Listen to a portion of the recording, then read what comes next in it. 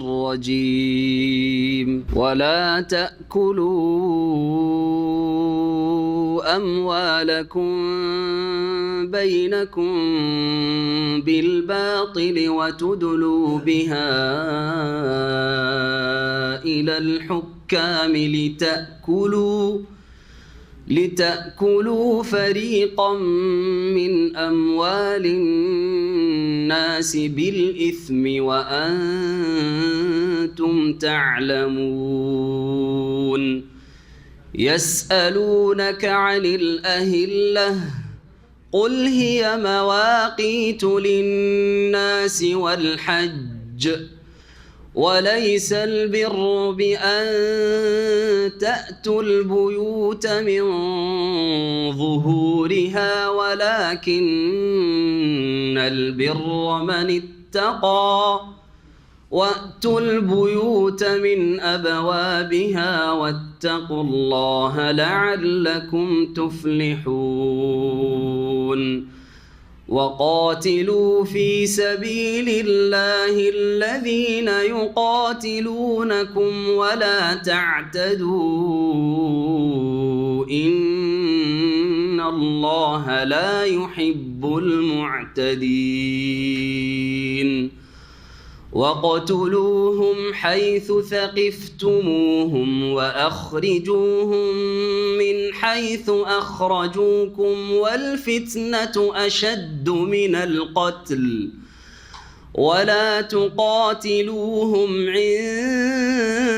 المسجد الحرام حتى يقاتلوكم فيه فإن قاتلوكم فاقتلوهم كذلك جزاء الكافرين فإن انتهوا فإن الله غفور رحيم وقاتلوهم حتى لا تكون فتنة ويكون الدين كله لله فإن انتهوا فلا عدوان إلا على الظالمين الشهر الحرام بالشهر الحرام والحرمات قصاص فإن اعتدى عليكم فاعتدوا عليه بمثل ما اعتدى عليكم واتقوا الله واعلموا أن الله مع المتقين وأنفقوا في سبيل الله ولا تلقوا بأيديكم إلى التهلكة وأحسنوا إن الله يحب المحسنين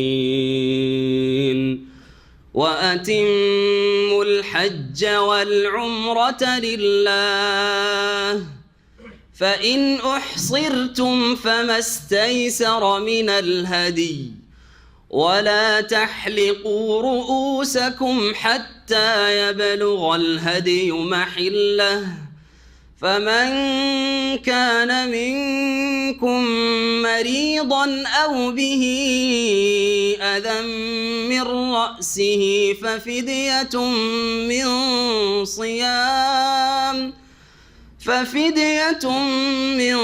صيام أو صدقة أو نسك فإذا أمنتم فمن تمتع بالعمرة إلى الحج فما استيسر من الهدي فمن لم يجد فصيام 3 أيام فمن لم يجد فصيام 3 أيام في الحج و7 إذا رجعتم تلك 10 كاملة ذلك لمن لم يكن أهله حاضر المسجد الحرام الحرام واتقوا الله واعلموا أن الله شديد العقاب الحج أشهر معلومات فمن فرض فيهن الحج فلا رفث ولا فسوق ولا جدال في الحج وما تفعلوا من خير يعلمه الله وتزودوا فإن خير الزاد التقوى واتقون يا أولي الألباب ليس عليكم جناح أن تبتغوا فضلا من ربكم فإذا أفضتم من عرفات فاذكروا الله عند المشعر الحرام واذكروه كما هداكم وإن كنتم من قبله لمن الضالين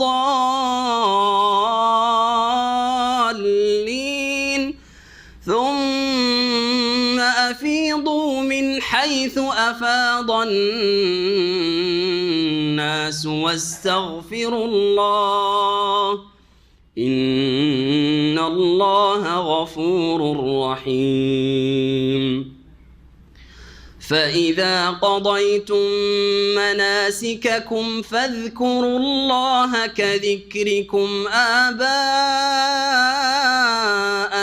أو أشد ذكرا فمن الناس من يقول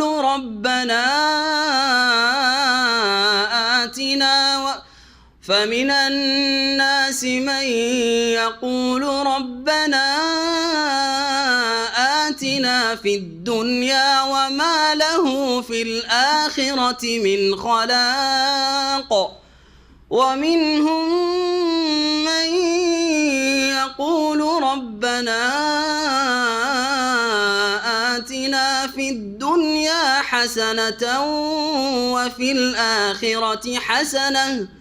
وفي الآخرة حسنة وقنا عذاب النار أولئك لهم نصيب مما كسبوا والله سريع الحساب واذكروا الله في أيام معدودات فمن تعجل في يومين فلا إثم عليه ومن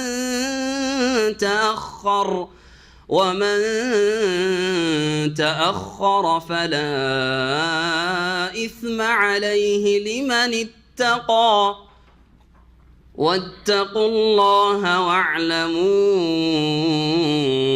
أنكم إليه تحشرون. عليكم ورحمة الله وبركاته. بسم الله الرحمن الرحيم. الحمد لله رب العالمين والصلاة والسلام على سيد المرسلين نبينا محمد وعلى آله وصحبه أجمعين. أما بعد فأعوذ بالله من الشيطان الرجيم. ولا تأكلوا أموالكم بينكم بالباطل وتدلوا بها إلى الحكام لتأكلوا فريقا من أموال الناس بالإثم وأنتم تعلمون. মহান আল্লাহর সমস্ত প্রশংসা যে আল্লাহ রাব্বুল আলামিন আমাদের জন্য হালালকে হালাল করেছেন, পাক পবিত্র বস্তুগুলিকে যেগুলি আমাদের জন্য উপকারী সেগুলিকে হালাল বৈধ করেছেন, আর যেসব কথা কাজ বস্তু আমাদের জন্য ইহকাল পরকালের ক্ষতি সাধন করে সেসবগুলিকে হারাম করেছেন। যেসব হারাম রিজিক বা উপজীবিকা উপার্জন তার মধ্যে একটি হচ্ছে ঘুষ, যা মহান আল্লাহ হারাম করেছেন। এবং তার উপর রাসূলুল্লাহ সাল্লাল্লাহু আলাইহি সাল্লামের লানত রয়েছে যারা ঘুষ খায়, যারা ঘুষ দেয়। আমাদের তাফসীর আজকে সূরা বাকারার আয়াত নম্বর 188 থেকে, এটি হচ্ছে আমাদের 16তম পর্ব সূরা বাকারা তাফসীরের। এই আয়াতটি আয়াত নম্বর 188 বিশেষভাবে ঘুষ সম্পর্কে আয়াত। কোরআনে কারিমে একটি মাত্র আয়াত রয়েছে যে আয়াতটিতে ঘুষের কথা বর্ণনা করা হয়েছে। এছাড়া নবী করিম সাল্লাল্লাহু আলাইহি সাল্লামের হাদিস রয়েছে ঘুষ হারাম সম্পর্কে। ঘুষ ছাড়াও যে কোনো অন্যায়ভাবে কারো ধন সম্পদ ভক্ষণ করা হচ্ছে হারাম। এটা একটি ব্যাপক বিষয়, যাতে সমস্ত হারাম অবৈধ উপার্জন যেগুলি মানুষের সম্মতি ছাড়া উপার্জন করা হয়, কারো কাছ থেকে পকেট থেকে তাদের সন্তুষ্টি বা সম্মতি ছাড়া, বা তাদেরকে প্রতারিত করে ধোঁকা দিয়ে হয়তো রাজি হয়ে গেছে পয়সা দিতে, কিন্তু তাকে আপনি ধোঁকা দিয়েছেন। এই রকম বহু হারাম রিজিকের রাস্তা রয়েছে যা অনেকেই অবলম্বন করে থাকে। সবগুলি হচ্ছে বাতিল পন্থায় কারো ধন সম্পদ ভক্ষণ করা বা গ্রাস করা। এটা থেকেও সতর্ক সাবধান করা হয়েছে। তার একটি হচ্ছে এই ঘুষ। মহান আল্লাহ ইরশাদ করেছেন, ওয়ালা তাকুলু আমওয়ালাকুম বাইনাকুম বিল বাতিল, তোমরা তোমাদের নিজেদের ধন সম্পদ অর্থাৎ একে অপরের ধন সম্পদ, কিন্তু একজন অপরজনের ধন সম্পদকে গ্রাস করবেন, এটাকে নিজেদের আমওয়ালাকুম আল্লাহ বলেছেন। এই দিয়ে আমাদের মধ্যে এই চেতনা যেন জেগে ওঠে যে আপনার কাছে যে ধন সম্পদটা আছে, আপনার মালিকানাই, সেটা আমার ধন সম্পদের মতোই সুরক্ষিত, সেটার হেফাজত হওয়া উচিত। সেটা যেন আমার ধন সম্পদ, যেমন আমার কাছে আমার ধন সম্পদের মূল্য আছে, যে সেটা যাতে করে নষ্ট না হয় বা কেউ বেঈমানি আত্মসাৎ না করে, ঠিক তেমনি আপনাদের ধন সম্পদগুলিকেও একই নজরে দেখতে হবে। এই জন্য কোরআনে কারিমে এই আয়াতে শুধু না, এইরকম অনেকগুলি আয়াত রয়েছে যেগুলিকে পরস্পরের ধন সম্পদকে একজন অপরজনের ধন সম্পদের ক্ষেত্রে আমওয়ালাকুম বলে উল্লেখ করেছেন আল্লাহ রাব্বুল আলামিন। বলছেন ওয়ালা তাকুলু আমওয়ালাকুম, এমনি তো শাব্দিক অর্থ যে তোমাদের ধন সম্পদ, কিন্তু তোমরা একে অপরের ধন সম্পদকে গ্রাস করবে না, ভক্ষণ করবে না। আপোষে বাইনাকুম বিল বাতিলে, অন্যায়ভাবে বাতিল পন্থায়। এটা হচ্ছে অত্যন্ত ব্যাপক কথায়। এক কথায় কারো ধন সম্পদ যাতে করে প্রতারণা করে অথবা বেঈমানি করে গায়ের জোরে বা তার সম্মতি নেই, সে সন্তুষ্ট হয়ে আপনাকে খাওয়াতে চায় না, সে চাপের মুখে আছে, এমন কোনো পরিস্থিতির চাপ হতে পারে, পারিবারিক চাপ হতে পারে। যেমন বিবাহ শাদীর ক্ষেত্রে এই আয়াতটি ওই ক্ষেত্রেও ফিট করা যেতে পারে। জি, কারণ কোরআনের আয়াত অত্যন্ত ব্যাপক তাফসীর বহন করে। যেই ক্ষেত্রে সহজে মানুষ খাওয়াবে না কিন্তু নিরুপায় হয়ে খাওয়াচ্ছে, তার মধ্যে একটি হচ্ছে বরযাত্রীর খাবার। মেয়ের যদি বিবাহের গরজ না থাকতো তো এই 100-150 বরযাত্রী কেন আপনার গ্রামের 10টা লোককেও খাওয়াইতো না খাওয়াইতো? কিন্তু গরজ আছে চাপের মুখে, এই বরযাত্রীগুলিকে না খাওয়ালে, সম্মান না করলে আমার মেয়েকে তুলে দিতে পারবো না, মেয়ে গিয়ে সেখানে সুখ শান্তি পাবে না, অথবা বিবাহটা ভেঙে যাবে। যার ফলে সুতরাং এই জন্য ভারত, বাংলাদেশ, পাকিস্তানের আহলে হাদিস ওলামাদের ফতোয়া এবং সৌদি আরবের ওলামারা তো জানেই না এই বেদাতের কথা, যে হিন্দু সভ্যতার কথা। কারণ এরা যদি জানতো এই বিষয়টা, জানানো হলে জানবে, না হলে কী করে জানবে যে এদের দেশে এত লোক গিয়ে হারাম খায় বিবাহর দিনে। কিন্তু ভারত, বাংলাদেশ, পাকিস্তান যেহেতু এই কুসংস্কারগুলি হিন্দুদের পাশাপাশি বসবাসের জন্য আছে, বর যাত্রী মানে বরের সাথে যেসব যাত্রা করে যায়, তো এরা তো এই যে হারাম খাবারটা আছে এই সম্পর্কে সোচ্চার আলহামদুলিল্লাহ কোরআন সুন্নাহর অনুসারী আহলে হাদিস ওলামারা এখন না, দীর্ঘ যুগ থেকে এই ফতোয়া তাদের রয়েছে যে বরযাত্রীর খাবার হারাম। জি হ্যাঁ, আর আলহামদুলিল্লাহ আমি বহু জায়গায় খোঁজ নিয়ে দেখেছি যে সেখানে বরযাত্রী যায় না, একেবারে মাত্র জামাইয়ের সাথে 1, 2 জন 3 জন যাবে বা 10 জন যাবে, আর 2, 4, 10 জনকে খাওয়ানোটা কোনো ব্যাপার না।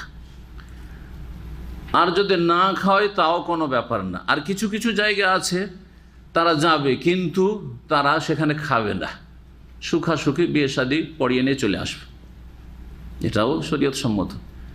কিন্তু আপনি 50, 100, 150, 200 আর তাতে কম্পিটিশন যে কে কত পাঠাইতে পারে, কে কত দিতে পারে। আর না নিয়ে গেলে, বরযাত্রী যদি না নিয়ে যান, আপনার আপনজন, বংশধর, আপনার বন্ধু মহল সবাই অসন্তুষ্ট, হ্যাঁ আমাদের নিয়ে গেল না, আমাকে নিল না, এইসব যে কত হারাম কাজ চলে আসছে। তো এগুলি হচ্ছে বাতিল পন্থায় বা অন্যায়ভাবে কারো ধন সম্পদ ভক্ষণ করা বা গ্রাস করার অন্তর্ভুক্ত। সুতরাং এগুলি সংস্কার করেন, সংশোধন করেন। আর শুনে থেকে যাবেন অথবা শুনবেন না, অবজ্ঞা করবেন, আরে এগুলি কথা যা চলে আসছে ওইটাই মানবেন আপনি, তাহলে মওতের পরে বোঝা যাবে যে কি অবস্থা হয় এই হারাম খেয়ে। জি হ্যাঁ, পরেশগারি দেখাচ্ছেন দাড়ি রেখে আর টুপি দিয়ে আর নামাজ দিয়ে, আর এদিকে মানুষের হারাম খাচ্ছেন আপনি। বিবাহ শাদীর ক্ষেত্রে শরীয়তের কোনো পরোয়া নেই। মানুষের ধন সম্পদ খাওয়ার ক্ষেত্রে আপনার কোনো চিন্তা নেই যে এই একটা দানা আমার জন্য হালাল কি হালাল নয়। সচেতন হইতে হবে। এই ছিল অন্যায়ভাবে কারো ধন সম্পদ গ্রাস করার বিষয়। আর বিশেষ করে ঘুষের কথা আল্লাহ বলছেন ওয়াতুদলু বিহা ইলাল হুক্কাম। এই জন্য বললাম এই আয়াতটি ঘুষের ক্ষেত্রে। জি হ্যাঁ, ওয়াতুদলু বিহা ইলাল হুক্কাম, এবং সেই ধন সম্পদ, বেহা বিল আমওয়ালাকুম, তোমাদের ধন সম্পদ তোমরা তুলে দেবে। জি হ্যাঁ, ইলাল হুক্কাম, বিচারকদেরকে তোমরা ঘুষ দেবে। অতুদলু বিহাল হক্কাম, এগুলি সব ভাব অর্থ। শাব্দিক অর্থ তুদলু এদলা থেকে, এদলাউন মানে কোনো কিছু লটকিয়ে দেওয়া, ঝুলিয়ে দেওয়া। জি, লটকিয়ে দেওয়া বা ঝুলিয়ে দেওয়া বা দেওয়া। জি হ্যাঁ, নিক্ষেপ করা। যেমন বালতি যখন আপনি কূপে, কুয়া থেকে পানি তুলেছেন না, সব টিউবওয়েলের যুগের লোক, হ্যাঁ কুয়াতে বালতি দিয়ে পানি তুলেছেন, তো বালতি কি করতে হয়, পানিতে নিক্ষেপ করতে হয় বা লটকাইতে হয়, ঠিক ঠিক না। এটাকে কোরআনে কারীমের ভাষায় সূরা ইউসুফে ইউসুফ আলাইহিস সালামের কাহিনী বলতে গিয়ে ওয়াজাআত সাইয়ারাতুন ফাআরসালু ওয়ারিদাহুম ফাআদলা দালওয়াহু, বালতি কি করলেন, নামিয়ে দিলেন পানিতে। ওই লোকেরা বালতি নামালো কিসের জন্য, তাদের পানির দরকার। পানি বালতি নামাচ্ছে, দেখছে আরে এত সুন্দর একটা বালক, একটা বাচ্চা পড়ে আছে কূপে, ইয়া বুশরা হাজা গোলাম, আরে কি সুসংবাদ, কি সৌভাগ্য, আমরা একটা খুব সুন্দর ছেলে পেয়েছি, বালক পেয়েছি। ইয়া বুশরা হাজা গোলাম, এখানে আদলা, আদলা থেকে আদলা ইউদলি, ইদলাউন থেকে তুদলু, ওয়াতুদলু বিহা ইলাল হুক্কাম। জি, নিকটবর্তী করে দেওয়া হয় এর মানে। জি, ওয়াতুদলু বিহা ইলাল হুক্কাম মানে হ্যাঁ, তোমার পকেটে পয়সা ছিল, পয়সাটা কি করলে তুমি বিচারপতির হাতে তুলে দিলে, যে পয়সাটা নেন স্যার আর আমার কাজটা করে দিন। অফিসারকে পয়সা দিলেন, স্যার আমার কাজটা তো এমনিতে হবে না, কিছু তো আপনাকে দিতে হবে, তুলে দিলেন। একটা নতুন কার কিনে গাড়ির চাবি তুলে দিলেন। হ্যাঁ, একটা ভিল্লা তৈরি করে, আজকাল বড় বড় ঘুষ চলছে, আজকাল টাকা পয়সার ঘুষ কমে গেছে, এই ধরনের বড় বড় ঘুষ চলছে মুসলিম বিশ্বে। এটাই যে এটা ভিল্লা তৈরি করে চাবিটা নিয়ে গিয়ে দিয়ে, কেউ বুঝতে পারলো না টেবিলে চাবি রাখলো, ভাবলো যে ওনারই চাবি, হয়তো কোনো খাদেম এসে চাবি পেশ করলো। জি হ্যাঁ, নতুন কার খরিদ করে চাবিটা নিয়ে গিয়ে দিয়ে দিল, কেউ বুঝবে, সবাই বসে আছে, কেউ বুঝতে পারলো না যে বিশাল একটা ঘুষ হয়ে গেল, মার্সিডিজের ঘুষ হয়ে গেল, হ্যাঁ দামি দামি কারের ঘুষ হয়ে গেল। জি, টেবিলের ওপর এই হারাম খাচ্ছে। জি, এই হারাম খাচ্ছে, তাও যদি মুসলিম হয়, পরকালে যে কি করবে, বান্দার হক কখনো মাফ হবে না। জি, যাকে যে দায়িত্বে নিয়োজিত করা হয়েছে সরকারের পক্ষ থেকে, সেই কাজের জন্য তাকে মাইনা বেতন দেওয়া হচ্ছে, সুতরাং সেই কাজ তাকে করে দিতে হবে, তার উপর ফরজ। যেমন আপনাদের ডিউটি করা ফরজ, তাদের ডিউটি করা ফরজ। না হলে তারা সরকারের সাথে খেয়ানত করছে, কয়েক হক নষ্ট করছে, সরকারের হক নষ্ট করছে, মানুষের হক নষ্ট করছে, আরাম রুজি খাচ্ছে এই সুদখোরেরা। সে বিচার বিভাগে হোক অথবা যে কোনো অফিস আদালতে হোক, ব্যবসা বাণিজ্যের ক্ষেত্রে হোক, লাইসেন্স প্রদানের ক্ষেত্রে হোক, অথবা পাসপোর্ট আর কোনো আইডি দেওয়ার ক্ষেত্রে হোক, সর্বস্তরে ঘুষ ছড়িয়ে পড়েছে। আল্লাহ হারাম করেছেন এবং বাতিল পন্থায় ধন সম্পদ গ্রাস করার অন্তর্ভুক্ত হচ্ছে এই ঘুষ। ও তুদলু বিহা ইলাল হুক্কাম, আর সেই ঘুষ তোমরা প্রদান করবে শাসক গোষ্ঠীকে অথবা বিচারকদেরকে। হাকিম, শাসক গোষ্ঠীকে হুক্কাম বলা হয়, আর হুক্কাম বলা হয় বিশেষ করে যারা বিচারক বা বিচারপতি তাদেরকেও। লিতাকুলু ফারিকাম মিন আমওয়ালিন নাস বিল ইসমি ওয়া আনতুম তা'লামুন, যাতে করে তোমরা জেনে শুনে অন্যায়ভাবে মানব জাতির লোকজনের এক অংশ ধন সম্পদ, খুব সহজ ভাষায় বললাম, কিয়দ অংশ, জি, কিছু ধন সম্পদ তোমরা গ্রাস করতে পারো। কেন এই ঘুষ দেওয়া দেয় হচ্ছে? এই ঘুষ দিতে গিয়ে কয়েক স্তরে ঘুষ খাচ্ছে। আজকাল অবৈধভাবে যারা কাজ করে কি করে, কয়েকটা দালাল ধরে, দালালের উপর দালাল, দালালের উপর ছোট দালাল, মেজো দালাল, সেজো দালাল, বড় দালাল, এই করতে করতে টেবিলে পৌঁছিতে যদি 50,000 ঘুষ হয় তো 10 খেতে হয়তো 20,000 টেবিল পর্যন্ত পৌঁছিল। আর না হলে টেবিলওয়ালা, বড় টেবিলওয়ালা, অনেক বড় মানুষ তখন বললো, স্যার বেচারা গরিব মানুষ, তো তার কাজটা একটু করে দেন, কিছু দিতে পারবে না। এইখানে মাঝখানে সব দালালগুলো খেয়ে ফেলে দিল, সবগুলি ঘুষখোর, জি, আরাম কর সব। জি, দিনের বিধান জানছেন, ওয়া আনতুম তা'লামুন, গনহার কাজ এবং মানুষের ধন সম্পদ অন্যায়ভাবে ভক্ষণ, জি, এগুলি হচ্ছে এই ঘুষের মাধ্যমে। আল্লাহ রাব্বুল ঘুষকে হারাম করেছেন। লানাল্লাহুর রাশি ওয়াল মুরতাশি, যে ঘুষ দেয় আর যে ঘুষ নেই উভয়ের ওপর আল্লাহ অভিসম্পদ করেছেন। আল্লাহ তার রহমত থেকে বঞ্চিত করার ঘোষণা করেছেন, লানত করেছেন আল্লাহ রাব্বুল আলামিন। জি, সুতরাং এই ঘুষ দেওয়া থেকে, ঘুষ নেওয়া থেকে বেঁচে থাকবেন। তবে ঘুষ লেনেওয়ালা তো সর্ব অবস্থায় হারাম খাচ্ছে। দেনেওয়ালা অনেক সময় ঘুষের একটা সংজ্ঞা রয়েছে। যদি আপনি ন্যায্য অধিকার আদায় করতে গিয়ে কোনো পন্থাই না পান, পয়সা ছাড়া আপনার যে ন্যায্য অধিকার রয়েছে সেটা হাসিল করতে পারছেন না, এই ক্ষেত্রে আপনাকে পয়সা দিতেই হচ্ছে, সেটা রাশওয়া নয় বা সেটা ঘুষ নয়। ঘুষের সংজ্ঞা হচ্ছে অন্যের ধন সম্পদ ভক্ষণ করা বা অন্যের হক হাতিয়ে নেওয়ার জন্য যে পয়সাটা দেওয়া হয় বা যে যা কিছু দেওয়া হয় সেটা হচ্ছে রাশওয়া বা ঘুষ। কিন্তু নিজের অধিকার অর্জনের জন্য, হাসিল করার জন্য যেটা দেওয়া হয়, আর না দিলে কোনো উপায় নাই, দেওয়া বদভ্যাস করবেন না, কিন্তু না দিলে কোনো উপায় নেই, চাকরি হচ্ছে না, ভালো রেজাল্ট তারপরে চাকরি হচ্ছে না, আপনার রেজাল্ট সবচেয়ে ভালো, সুতরাং আপনি চাকরির অধিকার রাখেন। যারা এখানে দরখাস্ত করে চাকরির জন্য তার মধ্যে আপনার অধিকার বেশি, শুধু পয়সার জন্য চাকরি হচ্ছেন না, সেই ক্ষেত্রে জায়েজ। পাসপোর্ট আপনার নাগরিক হিসেবে ন্যায্য অধিকার, কিন্তু পাসপোর্ট দেবে না যদি তাকে কিছু না খাওয়ানো, সেই যে তদন্ত করার জন্য আসছে, এদেরকে যদি কিছু না দেন তাহলে এইটা আপনি ন্যায্য অধিকার হাসিলের জন্য দিলেন আপনি, সুতরাং সেটা ঘুষ নাই। কিন্তু তারা হচ্ছে হারাম খানেওয়ালা, তারা হচ্ছে ঘুষখোর, তাদের উপর লানত রয়েছে। যদি ঘুষ খাওয়ার অভ্যাস করে দেন, জি, যেমন কিছু লোকেরা ঘুষ খাওয়াতে অভ্যস্ত করে, ওকে কেন দেবেন, ওকে ফিরিয়ে দিয়ে দিচ্ছেন আপনি, কারণ আমি কিছু পয়সা দিচ্ছি আপনাকে, করছেন না আজকাল। একটা কোম্পানি কন্ট্রাক্ট দেবে, কোনো কাজের জন্য কন্ট্রাক্ট দেবে কাউকে, কন্ট্রাক্ট এক জায়গায় দিতে যাচ্ছে, কোনো পয়সা টয়সা জানতো না, অফিসার জানতো না বা বস জানতো না যে এখানে ঘুষ পাওয়া যায়, দিয়ে দিবে এমনি। সেখানে কয়েকজন কাস্টমার গেছে, তার মধ্যে একজন গিয়ে বলছে যে আমাকে কন্ট্রাক্টটা দেন স্যার, আপনাকে 1 লাখ টাকা দেবো বা কিছু দেবো আপনাকে। এই যে অফার, তখন এটা আপনার অধিকার নয়, এটা আপনার অধিকার না, এর মধ্যে যার ভাগ্যে আসবে, কিন্তু আপনি অন্যকে বঞ্চিত করে নিজেই কন্ট্রাক্টটা নেওয়ার জন্য ঘুষ দিচ্ছেন, এসবগুলি হচ্ছে হারাম।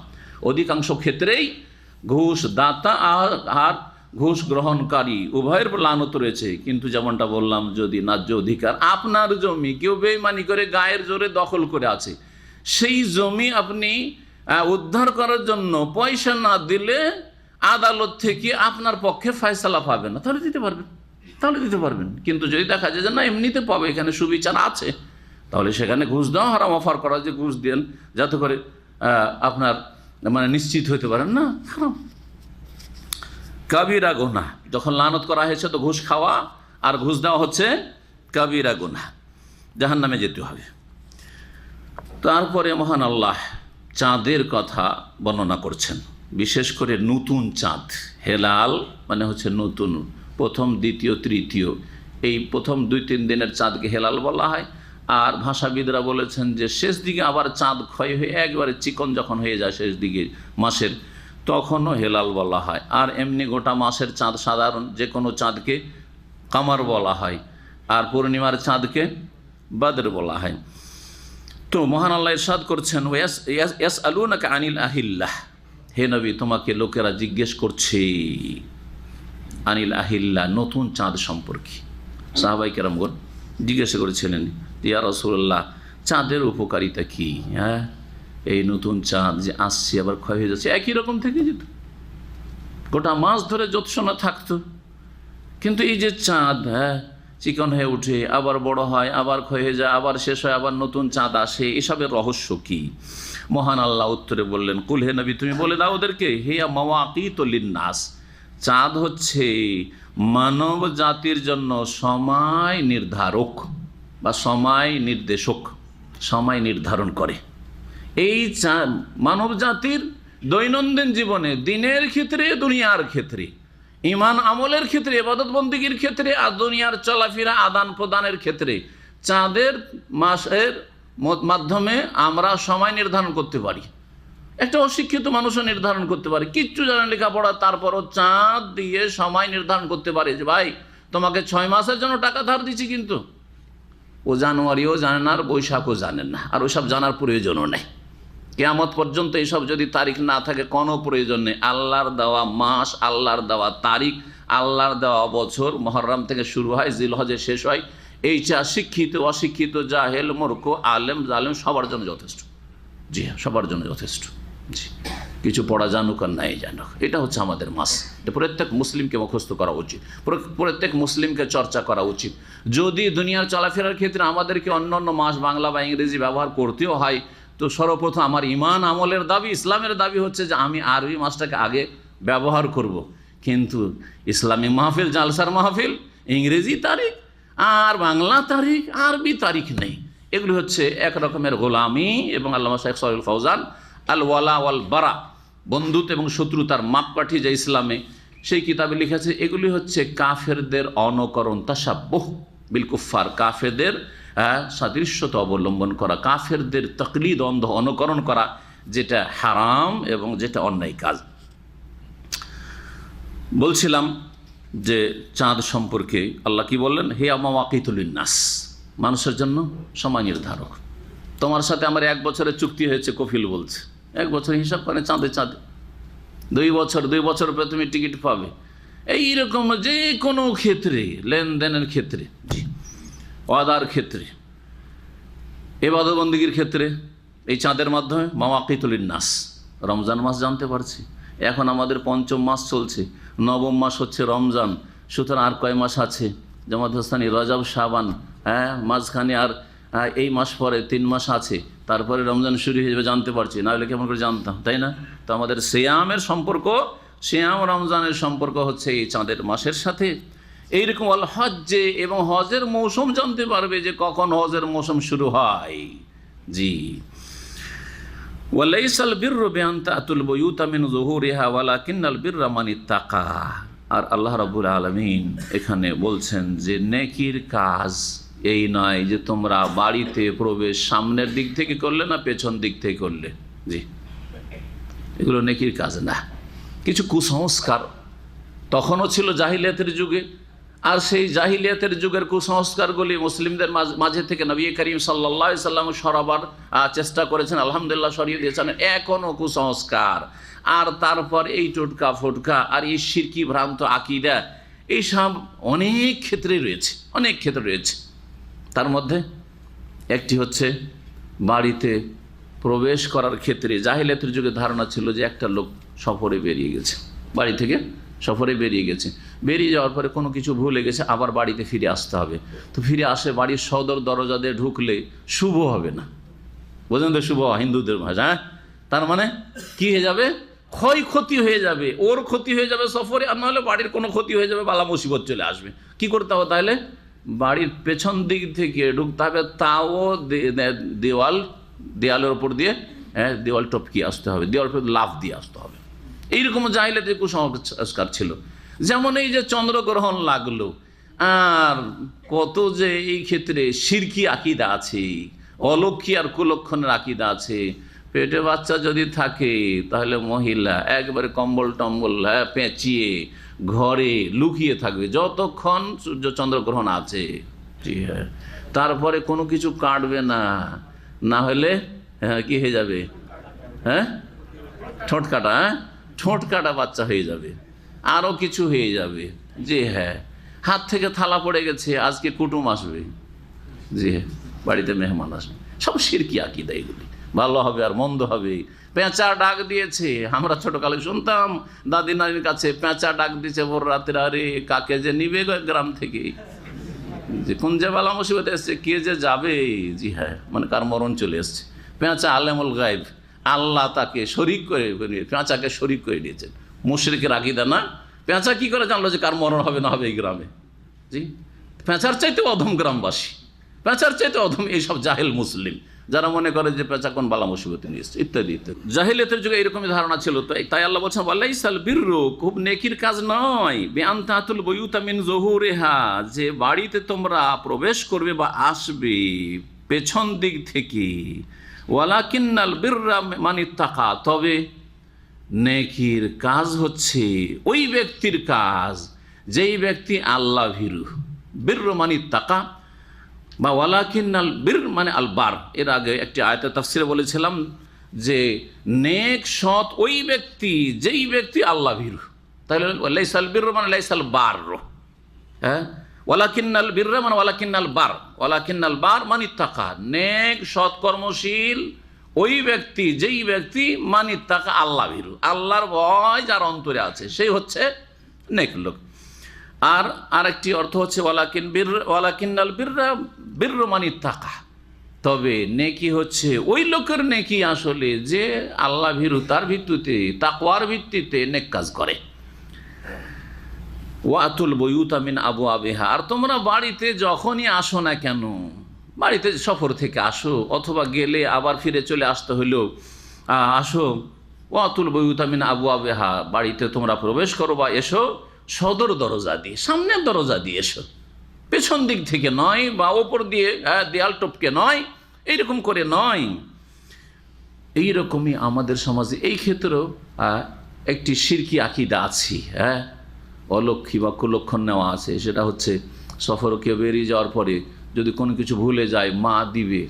আমরা মাদ্রাসায় লেখাপড়া করতে গেছি, তো একদিন এইরকম ঘটেছে। তো বাড়ি থেকে বিদায় করেছে, জানি না কোন স্তরে ছিলাম, কিন্তু দূরের বিদেশে একটুই ছিলাম, হয় মদিনা অথবা তার আগে হবে হয়তো, কিন্তু দূরে লেখাপড়া করতাম। তো বাড়ি থেকে বেরিয়ে গেছি, ছোট ভাইগুলো তখন আম্মা পাঠিয়েছে যে ডাক ডাক ডাক একটা কিছু দেব, ভুলে গেছি।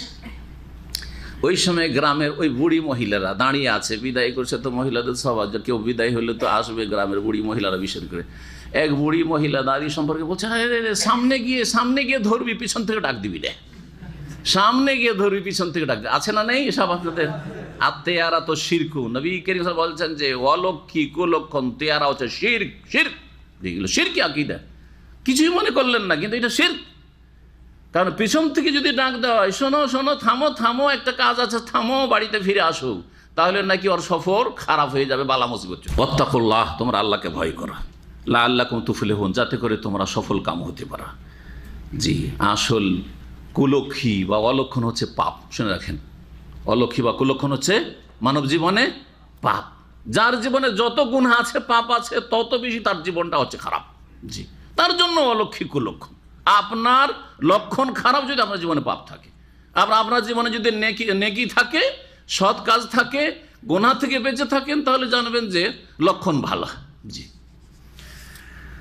ওয়াকাতিলু ফি সাবিলিল্লাহিল্লাযিনা ইউকাতিলুনাকুম ওয়া লা তা'তাদু ইন্নাল্লাহা লা ইউহিব্বুল মু'তাদিন। এখান থেকে জিহাদ ফি সাবিলিল্লাহ, আল্লাহর রাস্তায় সশস্ত্র জিহাদ। জিহাদের তিনটি স্তর রয়েছে। একটা অন্তর থেকে ঘৃণা করে জিহাদ, মানে ন্যায় প্রতিষ্ঠার জন্য আর অন্যায়কে নির্মূল করার জন্য প্রতিবাদ করা, কিছুই করতে পারছে না, তখন সর্বনিম্ন এটাও জিহাদ। অন্তর থেকে খারাপদেরকে ঘৃণা করি, খারাপ কথা কাজ এবং মানুষকে অন্তর থেকে ঘৃণা করি, এটা হচ্ছে একটা সর্বনিম্ন আজাফুল ইমানের জিহাদ, দুর্বল ইমানের জিহাদ।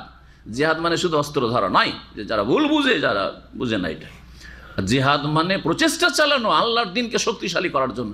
এর মাধ্যমেই শক্তিশালী হবে যে আমি খারাপদের সাথে কোনো রকম সম্পর্ক রাখি না, পাপের সাথে কোনো সম্পর্ক রাখি না, আমি অন্তরের কোনো ভালোবাসা তাদের সাথে রাখি না। যার যত বেশি পাপ আছে তার থেকে তত দূরে আমি। এটা হচ্ছে আপনার আমার প্রত্যেকের জিহাদ ফরজ। এই জিহাদ সর্বস্তরের মানুষের জন্য এবং সারা বিশ্বের সব জায়গায় ফরজ। যেখানে আপনি একা আছেন আর কোনো মুমিন মুসলিম নেই, সেখানে অন্তর থেকে খারাপ মানুষ এবং খারাপ কথা কাজকে ঘৃণা করে তাদেরকে বর্জন করা এবং তাদেরকে ঘৃণা করা ফরজ। জি হ্যাঁ, এটা হচ্ছে জিহাদ। এটার জন্য আপনার পরিবেশ অনুকূলে প্রতিকূলে এখানে চলবে না এইসব না, সব জায়গাতে খারাপকে খারাপ বলতে হবে এবং অন্তর থেকে ঘৃণা করতে হবে। তার উপরে হচ্ছে কথার দ্বারা ন্যায় কথা বলে, ন্যায়ের ভালোর উপদেশ দিয়ে আর মন্দ কাজের প্রতিবাদ করে বা মন্দ কাজ থেকে সতর্ক সাবধান করে বারণ করে কি করা, জিহাদ প্রচেষ্টা চালানো যে ভালো মানুষ বাড়ুক, ভালো কাজ বাড়ুক, এটা হচ্ছে জিহাদ। জি হ্যাঁ, তবে লিসানেই যেটা বলা হয়েছে, লিসান বা কলম দিয়ে, হয়তো কখনো কখনো কলম দিয়ে হচ্ছে এই যে লিখনির মাধ্যমে তৌহিদ সুন্নাতের কথা লেখা, ইসলামের কথা লেখা আর পাপের বিরুদ্ধে লেখা, এইসব হচ্ছে জিহাদ। এটা হচ্ছে মধ্যম স্তরের জিহাদ। আর উচ্চ স্তরের জিহাদ হচ্ছে বল প্রয়োগের জিহাদ, যেখানে অস্ত্র ধারণের প্রয়োজন রয়েছে, যেটাকে কিতাল বলা হয়। তো এই কিতালের কথা, সশস্ত্র জিহাদের কথা এখানে বর্ণনা করা হয়েছে আয়াত নম্বর 190 থেকে সূরা বাকারার কয়েকটি আয়াতে রয়েছে।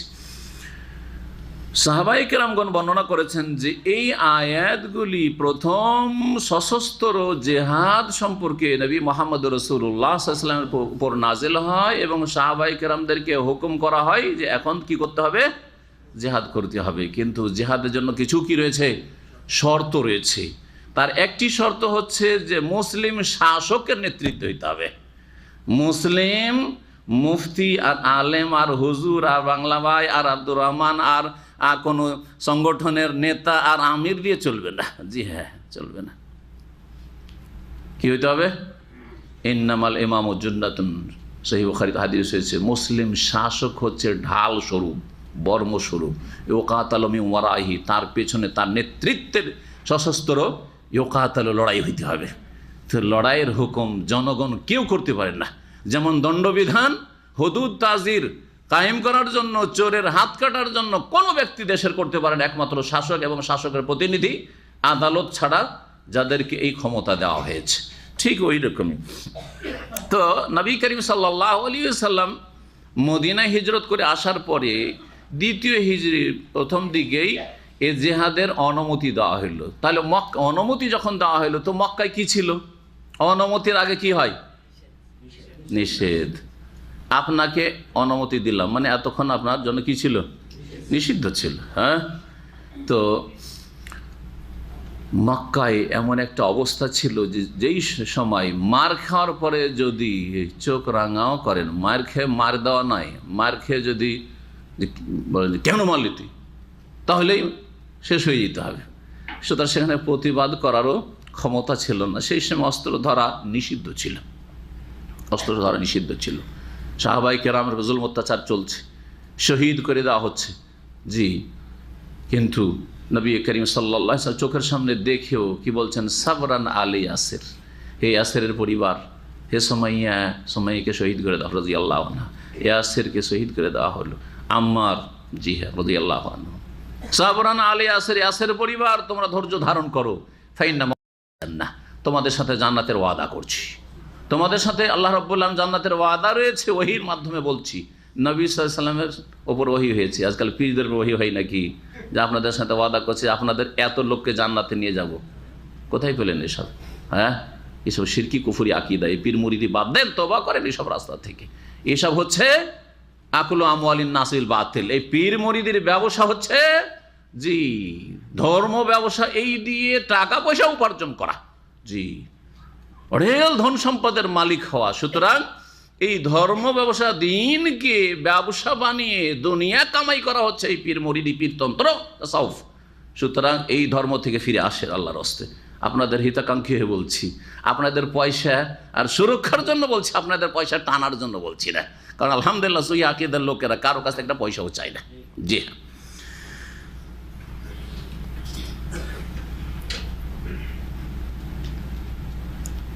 সূরায়ে হজের আয়াত নম্বর 39 রয়েছে, ওযায়না লিল্লাযিনা ইউকাতালুনা বিআন্নাহুম যুলিমু। ওই সব লোকদেরকে ইজিন দেওয়া হলো, ইজিন মানে বুঝেন, অনুমতি দেওয়া হলো, পারমিশন দেওয়া হলো। ওযায়না লিল্লাযিনা ইউকাতালুন, যাদের বিরুদ্ধে লড়াই করা হচ্ছে, কাফেররা মারছে। কেন অনুমতি দেওয়া হইল? বিআন্নাহুম যুলিমু, কারণ খুব জুলুম হচ্ছে এদের উপর, জুলুম হয়েছে, অত্যাচার হয়েছে, তার অত্যাচারিত হয়েছে, সুতরাং তাদেরকে অনুমতি দেওয়া হচ্ছে এখন লড়তে হবে, মারলে মারতে হবে, তবে সবাইকে মারতে হবে না। কয়েকটা স্তরে জিহাদ ফরজ করা হয়েছে। প্রথম স্তর নিষিদ্ধ, দ্বিতীয় স্তর যে অনুমতি দেওয়া হইলো, ফরজ করা হয়নি, শুধু অনুমতি দেওয়া হলো। অনুমতি মানে এখনো ফরজ হয়নি, হ্যাঁ, অনুমতি দেওয়া হলো, কিন্তু অনুমতি সবার বিরুদ্ধে নয়, যারা তোমাদের মারবে তাদের বিরুদ্ধে, যারা মারবে তাদের বিরুদ্ধে। যারা মারবে না বলছে না আমরা মারামারি করো না, তোমাদেরকে মারতেও যাবো না ভাই, তোমাদের ইসলাম কবুলও করবো না, না, তাহলে তাদের বিরুদ্ধে নয়। যারা তোমাদেরকে তোমাদের দেশ থেকে, শহর থেকে, মাতৃভূমি থেকে বহিষ্কার করবে বা তোমাদেরকে মারবে, তাদের বিরুদ্ধে অনুমতি দেওয়া হলো। তারপরে ফরজ করা হলো, তারপরে কি করা হলো? ফরজ করা হইল। জি হ্যাঁ। তো আল্লাহ রাব্বুল আলামিন এখানে প্রথম যে অনুমতিটা দিয়েছেন, সূরা হজের কথা বললাম, আর তারপরে ওদের বিরুদ্ধে যারা তোমাদের বিরুদ্ধে লড়াই করে, আল্লাহ বলছেন ওয়াকাতিলু ফি সাবিলিল্লাহ, আল্লাহর রাস্তায় তোমরা সশস্ত্র লড়াই করো। আল্লাযিনা ইউকাতিলুনাকুম, ওই সব লোকদের, কাফেরদের বিরুদ্ধে যারা তোমাদের বিরুদ্ধে লড়াই করে, তারা অস্ত্র ধরে এসছে। হ্যাঁ, মক্কা থেকে বদরে কাফেররা অস্ত্র শস্ত্র নিয়ে, ঘোড়া নিয়ে, উট নিয়ে লড়াই করার জন্য বদরে এসে পৌঁছেছিল। নবী মুহাম্মদ রাসূলুল্লাহ সাল্লাল্লাহু আলাইহি ওয়াসাল্লামের উদ্দেশ্য লড়াই ছিল না, ছিল যে আমাদের ধন সম্পদ সব তারা কেড়ে নিয়েছে মক্কায়, এদের কাফেলা আসছে অনেক ধন সম্পদ নিয়ে, আমরা এখানে প্রতিশোধ নিয়ে নেব, তাদের ধন সম্পদ কেড়ে নিয়ে কিছুটা আমাদের ঘাটতি পূরণ করব, যা আমাদের তারা দখল করেছে মক্কায়। এই আর নফির, জি, কাফেলার ধন সম্পদ কেড়ে নেওয়ার জন্য রাসূলুল্লাহ সাহাবাই কেরামদেরকে নিয়ে গেছিলেন, প্রস্তুত হয়ে যাননি লড়াইয়ের জন্য। বদরের যুদ্ধের যেসব আয়াতগুলি কোরআনে কারিম এসছে সূরা আনফালে, ওখানে এইসব বিষয়গুলি আপনাদের সামনে আমি বিস্তারিত পেশ করেছি। আল্লাহ বলছেন যে যারা তোমাদের বিরুদ্ধে লড়াই করে তাদের বিরুদ্ধে লড়াই করো। ওয়ালা তাতাদু, আরও শোনো, তোমরা বাড়াবাড়ি করিও না, সীমা লঙ্ঘন করিও না। ইন্নাল্লাহ লা ইউহিব্বুল মুতাদিন, কারণ আল্লাহ রাব্বুল আলামিন যারা সীমা লঙ্ঘনকারী তাদেরকে ভালোবাসেন না। সুবহানাল্লাহ, দিন ইসলাম কত সুন্দর দিন। লড়াই করো ঠিক আছে, কিন্তু কি করবে না? বাড়াবাড়ি করবে না। জি, বাড়াবাড়ি করবে না। বাড়াবাড়ি কি জিনিস? বাড়াবাড়ি সম্পর্কে ইবনে কাসির রহমতুল্লাহ আলাইহি যা বলেছেন আপনাদেরকে শোনাই। বলছেন এই আয়াতের তাফসিরে প্রখ্যাত তাবি হাসান বসরি রহমতুল্লাহ আলাইহি তিনি বলছেন, কামা কাল হাসান তালাহুল হাসান বসরি, বাড়াবাড়ি করা হচ্ছে মুসলাহ, জি, অঙ্গ বিকৃতি, জি, বা অঙ্গছেদন। মারার পরে কি করলো? অঙ্গগুলি ছেদ করলো, কেটে নিল, কান কেটে নেওয়া, নাক কেটে নেওয়া, হাত কেটে নেওয়া, আঙ্গুল কেটে নেওয়া, পা কেটে নেওয়া, হ্যাঁ, চোখ তুলে নেওয়া, এগুলি হচ্ছে মুসল্লা, যা হারাম করা হয়েছে। তারা লড়াই করতে এসছে, লড়াই করো প্রতিরক্ষার জন্য, দেফাই, প্রতিরক্ষার জন্য লড়াই করো, কিন্তু তারপরেও সীমা লঙ্ঘন হচ্ছে যে মারতে পেরেছি তখন এদের অঙ্গ হানি করবে, এটা করবে না। গলুল, এইরকমই খেয়ানত করা, বেঈমানি করা, না, কোনো কিছু বেঈমানি করবে না। ধন সম্পদ পেয়েছি, নিয়ে এসে যিনি ইমামুল মুসলিমিন হবেন, আমিরুল মুমিনিন হবেন, তার কাছে হাজির করে, এই না যে আমি এটা লুকিয়ে পেয়েছি, দামি জিনিসটা পেয়েছি, লুকিয়ে রেখে নিয়ে, বলুন খেয়ানত। ওয়াকাতুলুন নেসা, এইরকমই মহিলাদেরকে হত্যা করা হারাম। অসিবিয়ান, শিশুদেরকে, নাবালকদেরকে হত্যা করা, এগুলো হচ্ছে বাড়াবাড়ি, সীমালঙ্ঘন। অসুয়ুক, এমন বৃদ্ধ যারা অস্ত্র ধারণ করেনি আর করতে যায় নাই, আর করতে পারবে না, তাদেরকে মারা হারাম। যেই ব্যক্তি অস্ত্র ধরে আছে তার বাপ, তার মা সেজন্য মেরে দিবেন, হ্যাঁ, তার দাদা সেজন্য মেরে দেবেন, তার বংশধর সেজন্য মেরে দেবেন, হারাম। সুবহানাল্লাহ, এই আদর্শ ইসলাম ছাড়া কোনো ধর্মে শিখায়নি, কোনো মতবাদে শিখায়নি, কোনো যুদ্ধের শিক্ষাতে শিখায়নি। আজকে আন্তর্জাতিক জগতে যে জুলম অত্যাচার হচ্ছে যুদ্ধের ক্ষেত্রে, কিন্তু নবী করিম সাল্লাল্লাহু আলাইহি সাল্লামের কি আদর্শ ছিল তা দেখুন। আর এইরকমই যারা পুরোহিত, যারা বৈরাগী, সংসার ত্যাগী, বনে জঙ্গলে বা উপাসনালয়ে নির্জনতা অবলম্বন করেছে, দুনিয়ার সাথে পৃথিবীতে কি হচ্ছে কোনো যোগাযোগ নাই, যদিও তারা যুবক হোক, আর সেখানে বসে বসে ধর্মশালাতে বসে বসে কোনো ষড়যন্ত্র করে না ইসলামের বিরুদ্ধে, আপনাদের বিরুদ্ধে, তাহলে তাদেরকে মারতে যাবেন না, তাদেরকে মারতে যাবেন না। এটা কেন বললাম? আবার অনেক আছে খুব চালাক, ধর্মশালাতে বসে, উপাসনালয়ে বসে সেখান থেকে কি করছে, মুসলিমদের মুসলিম নিধনের জন্য সেখান থেকে চক্রান্ত করছে, সেখান থেকে পরামর্শ দিচ্ছে, কুপরামর্শ দিচ্ছে যে কি করতে হবে না করতে হবে, সেখান থেকে নেতৃত্ব দিচ্ছে। তাহলে তখন তাদের বিরুদ্ধে অস্ত্র ধরতে হবে। এইরকমই কাফেরদের এলাকায় যাদের বিরুদ্ধে লড়াই চলছে, আমিরুল মুমিনের নেতৃত্বে, তাদের এলাকায় গিয়ে গাছপালা তাদের জ্বালিয়ে দেওয়া, তাদের ফলমূল নষ্ট করে দেওয়া, তাদের ফসলের জমি নষ্ট করে দেওয়া, এগুলি হারাম। এইরকমই তাদের গবাদি পশুকে হত্যা করা না হারাম? হারাম। এমনি এমনি হত্যা করে দিচ্ছেন না, এসব জায়েজ নাই। কামা কালা যালিক ইবনে আব্বাসিন ওয়া উমর ইবনে আব্দুল আজিজ ওয়া মুকাতিবুল হাইয়ান ওয়া গায়রুহুম, যেমন আব্দুল্লাহ ইবনে আব্বাস রাদিয়াল্লাহু তাআলা আনহুমা এইরকমই প্রখ্যাত খলিফা আমিরুল মুমিনিন এবং খলিফায়ে রাশেদ বলা হয়েছে তাকে উমর আব্দুল্লাহ রাহমাতুল্লাহ আলাইহি। সহিহ মুসলিমে একটি হাদিস রয়েছে এই মর্মে, এই হাদিসটা শোনাই। স্বয়ং নবী করিম সাল্লাল্লাহু আলাইহি ওয়াসাল্লামের উপদেশ রণক্ষেত্রে, যুদ্ধের ময়দানে। কি বুরায়দা রাদিয়াল্লাহু তাআলা আনহু বর্ণনা করেছে, আন্না রাসূলুল্লাহ কানা ইয়াকুল, রাসূলুল্লাহ সাল্লাল্লাহু আলাইহি ওয়াসাল্লাম বলতেন জিহাদ শুরু হওয়ার আগে, সশস্ত্র লড়াই শুরু হওয়ার আগে, উগজু ফি সাবিলিল্লাহ, আল্লাহর রাস্তায় লড়াই করা। আল্লাহর রাস্তা মানে আল্লাহ সন্তুষ্টির জন্য, দুনিয়ার কোনো গরজে না, দুনিয়ার স্বার্থে না। কাতিলু মান কাফারা বিল্লাহ, যারা আল্লাহর সাথে কুফরি করেছে তাদের বিরুদ্ধে লড়াই করো, উগজু লড়াই করো। ওয়ালা তাগুল্লু, কিন্তু তোমরা আত্মসাৎ বেঈমানি করিও না, খেয়ানত করিও না। ওয়ালা তাকদেরু, আর গাদ্দারি করিও না, বিশ্বাসঘাতকতা করিও না, মির্জাফর তৈরি হইও না, কারো সাথে গাদ্দারি করিও না। মুসলিমের সাথে গাদ্দারি দূরের কথা, অমুসলিমের সাথে গাদ্দারি করা যায় না। শুনে রাখেন, কাফের যাদের বিরুদ্ধে লড়াই চলছে তাদের বিরুদ্ধে গাদ্দারি, বিশ্বাসঘাতকতা জায়েজ না। অর্থাৎ যদি নিরাপত্তা দিয়ে দেন, নিরাপত্তা দিয়ে দিলেন ধোঁকা দেওয়ার জন্য, নিরাপদ যখন মোটামুটি ভাববে যে নিরাপদ, তখন এগুলোকে মেরে দেবো, এটা জায়েজ নয়। এটা কাফেররা করেছে, আর কাফেররা করছে, তাদের পুরাতন ইতিহাস প্রমাণ করে এবং বর্তমান যুগের ইতিহাস প্রমাণ করে, আর যুগে যুগে সর্বদা এই করেছে। স্পেনে ওরা এটাই করেছে, মসজিদে ঢুকে যাও তোমরা নিরাপদ, আর মসজিদ সহ মুসলিমদেরকে জ্বালিয়ে দিয়েছে। এটা খ্রিস্টান কাফেররা করেছে, ইসলামের শত্রুরা করেছে, ইসলাম কোনোদিন এটা করেনি। যাকে নিরাপত্তা দিয়ে দিয়েছেন, আপনার শাসকের নিরাপত্তা দেওয়া লাগবে না। একজন মহিলা যদি মুসলিম সমাজে নিরাপত্তা দিয়ে আমার বাড়িতে এসো তোমার জানের রক্ষা হয়ে যাবে, তাহলে তাকে মারা চলবে না, কারণ আপনার কোনো মুসলিম ভাই অথবা বোন তাকে নিরাপত্তা দিয়ে দিয়েছে। জি, এই হচ্ছে ইসলামের আদর্শ। এই সবগুলি যদি আপনি অমুসলিমদের সাথে আপনি আলোচনা করতে পারেন, অমুসলিমদের দাওয়াতের ক্ষেত্রে তুলে ধরতে পারেন তুলনামূলক, তাহলে অবশ্যই তারা ইসলামের গুণ চর্চা করে এবং জেনে তারা ইসলামের দিকে আকৃষ্ট হবে। আর আলহামদুলিল্লাহ, আজকেও ভারতে দলিত হিন্দুরা, যারা বর্ণবাদী হিন্দু, ব্রাহ্মণ হিন্দু, যারা নিজেদেরকে শ্রেষ্ঠ মনে করে সমাজের, তাদের দ্বারা নির্যাতিত হচ্ছে, শোষিত হচ্ছে। মুসলিম যেখানে আছে, আজকাল বর্তমানেও লিখছে, যেই গ্রামে মুসলিম বাস করে সেখানে গরিব দুঃখী, ডোম মেথর চামার আর দলিতরা সসম্মানে বসবাস করে, কারণ মুসলিমরা তাদের ক্ষয়ক্ষতি করেন না, তাদের মান ইজ্জত করে।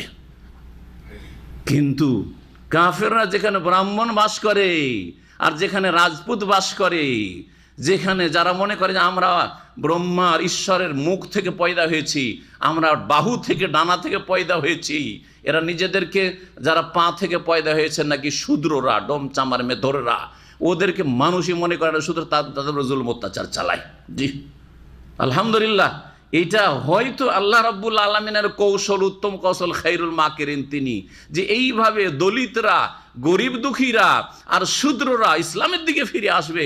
আর আলহামদুলিল্লাহ এমন একটা সময় আসবে যে সেখানে মুসলিম মেজরিটি হবে। আল্লাহর কাছে দোয়া করে আল্লাহ রাব্বুল যেন সমস্ত অমুসলিমদেরকে, কাফেরদেরকে দিন ইসলামের দিকে ফিরে আসার তৌফিক দান করেন।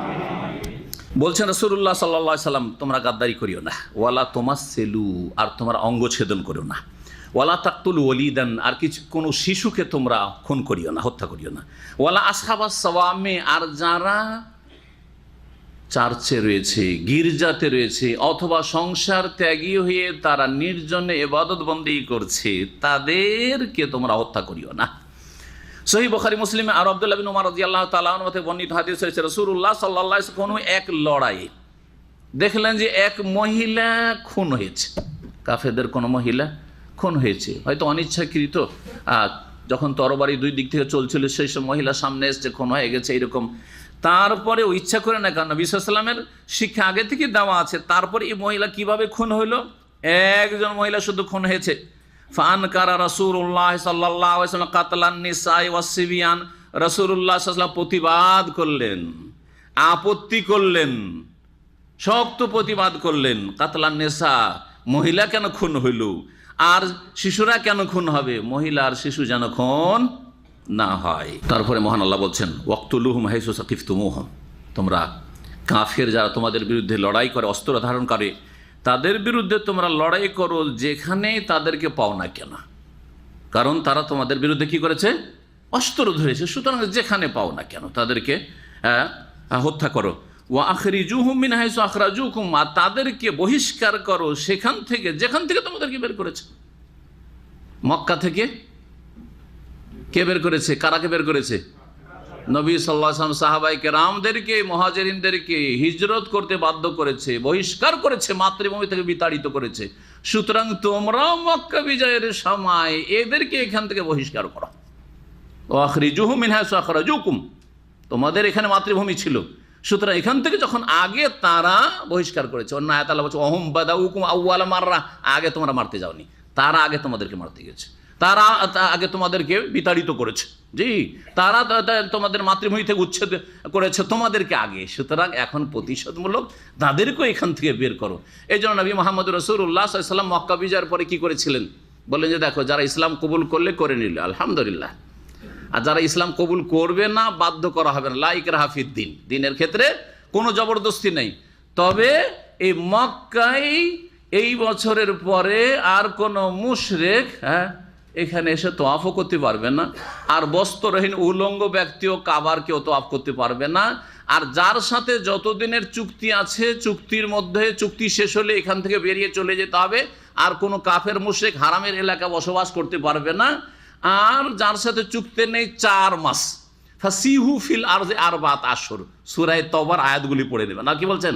ফাসিহু ফিল আরদে আরবাত আশহুর, এই মক্কার হারামের ভিতরে, হারাম মানে মসজিদে হারাম নয়, হারামের যে এলাকা দূর দূরান্ত পর্যন্ত রয়েছে, এই এলাকার ভিতরে 4 মাস পর্যন্ত তোমরা খুব ঘোরাফেরা করো, ভ্রমণ করো, আর তারপরে তোমাদেরকে চলে যেতে হবে যেখানে ইচ্ছা সেখানে চলে যাও। আর না হইলে লা ইলাহা ইল্লাল্লাহর শাহাদাত দিয়ে দাও, মুহাম্মদুর রাসূলুল্লাহর শাহাদাত দিয়ে দাও, দিন ইসলাম কবুল করে নাও। আর এটি হচ্ছে তোমাদের পাসপোর্ট, এটি হচ্ছে তোমাদের আইডি, এটি হচ্ছে তোমাদের ভিসা মক্কাতুল মুকাররমে হারামে প্রবেশের জন্য এবং এখানে বসবাসের জন্য। মহান আল্লাহ বলছেন যে যেখান থেকে তোমাদেরকে বহিষ্কার করে সেখান থেকে তাদেরকে বহিষ্কার করো। ওয়াল ফিতনাতু আশাদ্দু মিনাল কাতল, আর ফিতনা, বিশৃঙ্খলা, আশাদ্দু মিনাল কাতল, খুন হত্যার চাইতেও বেশি গুরুতর অপরাধ। ওয়াল ফিতনাতু আশাদ্দু মিনাল কাতল, ফিতনা মানে কি? ফিতনার ব্যাপক অর্থ রয়েছে। এখানে অনেক তাফসীরকাররা বলেছেন যে ফিতনা মানে শিরক, কারণ সবচেয়ে বড় ফিতনা হচ্ছে শিরকের ফিতনা। কারণ শিরকের ফিতনায় যে লিপ্ত হলো সে চিরকালের জন্য ধ্বংস, দুনিয়া সর্বনাশ, মুশরিক সে। আর ইন্নামাল মুশরিকুনা নাজাস, নাপাক, আর আখিরাতে চিরকাল জাহান্নামে থাকতে ওয়া মা হুম বিখারিজিন মিনান নার। সুতরাং সবচেয়ে বড় ফিতনা হচ্ছে শিরক। এই তাফসীর সালাফে সালেহিন থেকে বর্ণিত নবী করিম সাল্লাল্লাহু আলাইহি সাল্লাম থেকে যা হাসিল করেছেন, ফিতনা সবচেয়ে বড় ফিতনা হচ্ছে শিরক। সুতরাং যতক্ষণ পর্যন্ত কি ফিতনা হচ্ছে মানে শিরক হচ্ছে হত্যার চাইতে বড় অপরাধ। একদিকে শিরক করছো আর আরেকজন হত্যা করেছে, দুটোই অপরাধ, কিন্তু কোনটা বড় অপরাধ? শিরক। সুতরাং বড় অপরাধ নির্মূল করার জন্য প্রয়োজন যদি হয় তাহলে তখন অস্ত্র ধরার অনুমতি রয়েছে, যেখানে সেখানে অস্ত্র ধরা নয়। জি, কখন প্রয়োজন হবে? যখন ঠিক আছে যে স্বাধীনভাবে বলছে আমি ইসলাম কবুল করব না, অসুবিধা নেই, কিন্তু যারা স্বাধীনভাবে ইসলাম কবুল করতে চায় তাদেরকে বাধা দেওয়া হচ্ছে বড় ফিতনা। নিজেরাও ইসলাম কবুল করবে না এবং অন্য যারা ইসলাম কবুল করতে আসছে তাদের সামনে বড় বাধা হয়ে দাঁড়াচ্ছে, না কেন ইসলাম কবুল করলি, তোর আর বেঁচে থাকার অধিকার নেই, তোর সমাজে থাকার অধিকার নেই, হ্যাঁ তোর কোনো নিরাপত্তা নেই, তোকে মারবো, তোকে খুন করব। এটি হচ্ছে সবচেয়ে বড় ফিতনা। রাস্তার ইট পাটকেল যদি থাকে আর রাস্তায় চলতে হয়, রাস্তায় গাড়ি চালাচ্ছেন, রোডের উপর ঝড় হয়েছে, ঝড় হয়ে গাছ পড়ে আছে, করবেন কি আপনি? সরাবেন না? সরাবেন না? কাঁটা পড়ে আছে রাস্তায়, কাঁটা সরাবেন না? অবশ্যই সরাবেন। তো যারা ইসলাম কবুল করবেও না আর তারপরে ইসলাম কবুল করতে বাধা সৃষ্টি করবে অন্যদেরকে, তারা হচ্ছে বড় ফিতনা। সুতরাং এই ক্ষেত্রে আল্লাহ রাব্বুল জিহাদ ফি সাবিলিল্লাহর অনুমতি দিয়েছেন, যাতে করে স্বাধীনভাবে যেমন কুফরি করতে পারো, হ্যাঁ লাইক রাফিদিন, স্বাধীনভাবে যাতে করে আল্লাহর ইবাদত বন্দি করতে পারে, এই স্বাধীনতাও দিতে হবে। জি। ওয়ালা তুকাতিলু ইনদাল মসজিদিল হারাম হাত্তা ইউকাতিলুকুম ফি, আর তোমরা মসজিদে হারামের কাছে লড়াই করিও না। ওয়ালা তুকাতিলুহুম ইনদাল মসজিদিল হারাম, তোমরা মসজিদে হারামের কাছে লড়াই করবে না। হাত্তা ইউকাতিলুকুম ফি, যতক্ষণ পর্যন্ত মসজিদে হারামের আশেপাশে তারা তোমাদের বিরুদ্ধে লড়াই না করবে। এখানে হারামের এরিয়ার যে মর্যাদা রয়েছে, সেই মর্যাদার কথা আল্লাহ রাব্বুল বর্ণনা করছেন যে হারামের এলাকায় লড়াই করা হচ্ছে কি হারাম, কিন্তু যদি তোমাদের বিরুদ্ধে মুসলিমরা তারা অস্ত্র ধরে না হারামের ভিতরে এসে, তাহলে তোমাদের প্রতিরক্ষামূলক অস্ত্র ধরা যাবে কি যাবে না? আল্লাহ বলছেন যাবে, যাবে। আর একমাত্র এই হারামের এলাকায় মক্কা বিজয়ের দিনে মাত্র কয়েক ঘন্টার জন্য নবী কারীম সাল্লাল্লাহু আলাইহি ওয়াসাল্লাম বলেছেন, নবী সাল্লাল্লাহু আলাইহি ওয়াসাল্লাম সাহাবায়ে কেরামদের জন্য অস্ত্র ধারণ করা হালাল করা হয়েছিল। তারপরে কিয়ামত পর্যন্ত হারাম করে দেওয়া হয়েছে। কিন্তু একটা রাস্তা শুধু খোলা আছে, যদি এখনো কেউ মসজিদে হারামে অথবা হারামের এলাকার ভিতরে মারামারি শুরু করে দেয়, অস্ত্র ধরে, তো প্রতিরক্ষামূলক অস্ত্র ধরা যাবে না? যাবে না? যাবে। তাই বলছেন আল্লাহ রাব্বুল আলামিন, ওয়ালা তুকাতিলু মিনাল মসজিদিল হারাম হাত্তা ইউকাতিলুকুম ফি, তোমরা মসজিদে হারামের নিকটে তাদের বিরুদ্ধে লড়াই করবে না যতক্ষণ পর্যন্ত তারা তোমাদের বিরুদ্ধে সেখানে লড়াই না করে। ফাইন কাতালুকুম, তারা যদি তোমাদের বিরুদ্ধে লড়াই লিপ্ত হয়, ফাকতুলুহুম, তাহলে তাদেরকে হত্যা করা। তখন তোমরা হারামের এলাকাতেই তাদেরকে হত্যা করো, কারণ তারা শুরু করেছে। কাযালিকা জাযাউল কাফিরিন, এইরকমটাই হচ্ছে কাফেরদের শাস্তি। কাফেরদের বদলা মানে কাফেরদের শাস্তিটা, প্রতিদান এইরকমই। ফাইনিন তাহাও, তারপরে যে তারা বিরত হয়ে যায়, ভুল করে দিয়েছিল, অন্যায় করে দিয়েছে, তারা বলছেন না না না আর করবো না, আর লড়াই করবো না, আমরা অন্যায় করেছি, এখন আমরা বিরত হয়ে গেলাম, সারেন্ডার করলাম। আল্লাহ বলছেন ফাইনাল্লাহ গফুরুর রহিম, আল্লাহর মার্জনা আর তওবার দরজা খোলা আছে আল্লাহর কাছে। নিশ্চয়ই আল্লাহ রাব্বুল বড় মার্জনাকারী আর পরম দয়ালু। ওয়াকাতিলু হাত্তা লা তাকুনা ফিতনা, আর তোমরা তাদের বিরুদ্ধে লড়াই করো যতক্ষণ পর্যন্ত ফিতনার অবসান না হয়। ফিতনার অবসান না হয়। ফিতনা হচ্ছে ইসলাম দ্রোহিতা, ফিতনা হচ্ছে শিরক, আর ফিতনা হচ্ছে অশান্তি সৃষ্টি করা, বিশৃঙ্খলা সৃষ্টি করা। জি, ফিতনা নির্মূল করার জন্য তোমরা অস্ত্র ধারণ করবে, কিন্তু শান্তিতে যদি বসবাস করে আর তারা যদি তাদের ধর্মের ওপরেই কায়েম থাকে, তাহলে অস্ত্র ধারণ করা যাবে না। যেমন নবী করিম সাল্লাল্লাহু আলাইহি সাল্লামের আদর্শ প্রমাণ করে। খাইবারের ইহুদিরা তারা ইসলাম কবুল করেনি, কিন্তু তারা আনুগত্য কবুল করে, যে ঠিক আছে আমরা একটা চুক্তি করে নিলাম, এখন শান্তিতে বসবাস করো। ভালো কথা, শান্তিতে বসবাস করো। তার আগে তারা মদিনাতেও চুক্তি করেছিল যে ঠিক আছে শান্তিতে বসবাস করো, কিন্তু যখন অশান্তি সৃষ্টি করতে লাগলো, ঘরের শত্রু এরা মদিনার শত্রু, তখন তাদেরকে সেখান থেকে বিতাড়িত করা হইল। মহান আল্লাহ তারপরে বলছেন ওয়াকাতিলু হাত্তা লা তাকুনা ফিতনা, তোমরা তাদের বিরুদ্ধে লড়াই করো যতক্ষণ পর্যন্ত ফিতনার অবসান না ঘটে। ওয়া ইয়াকুনা দ্বীনু লিল্লাহ, এবং দিন আল্লাহর জন্য সুপ্রতিষ্ঠিত হয়ে যায়। দিন মানে যদি দিন বলি, দিনের অনেকগুলি অর্থ হয়। দিনের মানে সূরা ফাতিহাতে কি মালিক ইয়াউমিদ্দিন, কি অর্থ? না, দিবস। মালিক ইয়াউমিদ্দিন বিচার দিবস। দিবস শব্দ নেই। হ্যাঁ, ইয়ম মানে ওখানে মালিক ইয়ম মানে দিন, দিবস। ইয়ম মানে দিবস। আমি ইয়ম মানে তো জিজ্ঞেস করিনি, আমি দিন মানে জিজ্ঞেস করেছি। হ্যাঁ, বদলা, প্রতিদান। জি হ্যাঁ, জাযা। এখানে দিন মানে এখানে জাজা, মালিক ইয়াউমিদ্দিন মানে মালিক ইয়াউমিল জাজা। জি, প্রতিদান দিবসের একক মালিক আল্লাহ রাব্বুল আলামিন। ভালো করে শুনেন, দিন মানে এখানে জাজা। এই যে কাযালিকা জাযাউল কাফির বললেন না, জাজা, এই জাজাই হচ্ছে এই দিনের অর্থ এখানে সূরা ফাতিহাতে। জি, মালিক ইয়াউমিদ্দিন, মালিক ইয়াউমিল জাজা, প্রতিদান দিবসের একক মালিক, একমাত্র মালিক কে? আল্লাহ, যিনি রহমান, যিনি রহিম, হ্যাঁ আলহামদুলিল্লাহ, যিনি রব্বুল আলামিন, তিনি মালিক ইয়াউমিদ্দিন। তার জন্য সমস্ত ইবাদত, ইয়াকা নাবুদু, আর তার কাছে যাবতীয় সাহায্য চাওয়া, ওয়া ইয়াকা নাস্তাইন, তার কাছে হেদায়েত তলব করা। কি বলছিলাম তাহলে? একটা অর্থ হয়ে গেল প্রতিদান বা বদলা, দিন মানে বদলা। আর একটা দিন মানে হচ্ছে ইন্নাদ-দীন ইনদাল্লাহিল ইসলাম, দিন মানে হচ্ছে আল্লাহর নাযিলকৃত জীবন বিধান। জি হ্যাঁ, জীবনের প্রতিটি শরীয়তি বিধিবিধান, আকীদা, ইবাদত, আখলাক, আমল সবকিছুই। দিনের আর একটি অর্থ হচ্ছে আনুগত্য। শুনে রাখেন, দিনের আরেকটি অর্থ হচ্ছে আনুগত্য। জি, এই আনুগত্য, এই আনুগত্যের অর্থ এখানে আছে। কেমন করে দেখেন, কি বলছেন আল্লাহ রাব্বুল আলামিন? যে ওয়ায়াকুনা দ্বীনু লিল্লাহ, সার্বিক ক্ষেত্রে আনুগত্য যেন কার হয়? আল্লাহর হয়। আনুগত্য আল্লাহর হইতে হবে, না ফরমানি আল্লাহর, শয়তানের আনুগত্য, হ্যাঁ দেবদেবীর আনুগত্য, আর গৌস কুতুবের আনুগত্য, হ্যাঁ শিরক আর কুফরি আর তৌহিদ নেই, এটা চলবে না। জি, ওয়ায়াকুনা দ্বীনু লিল্লাহ, দিন আনুগত্য একমাত্র আল্লাহর জন্য হয়ে যেতে হবে।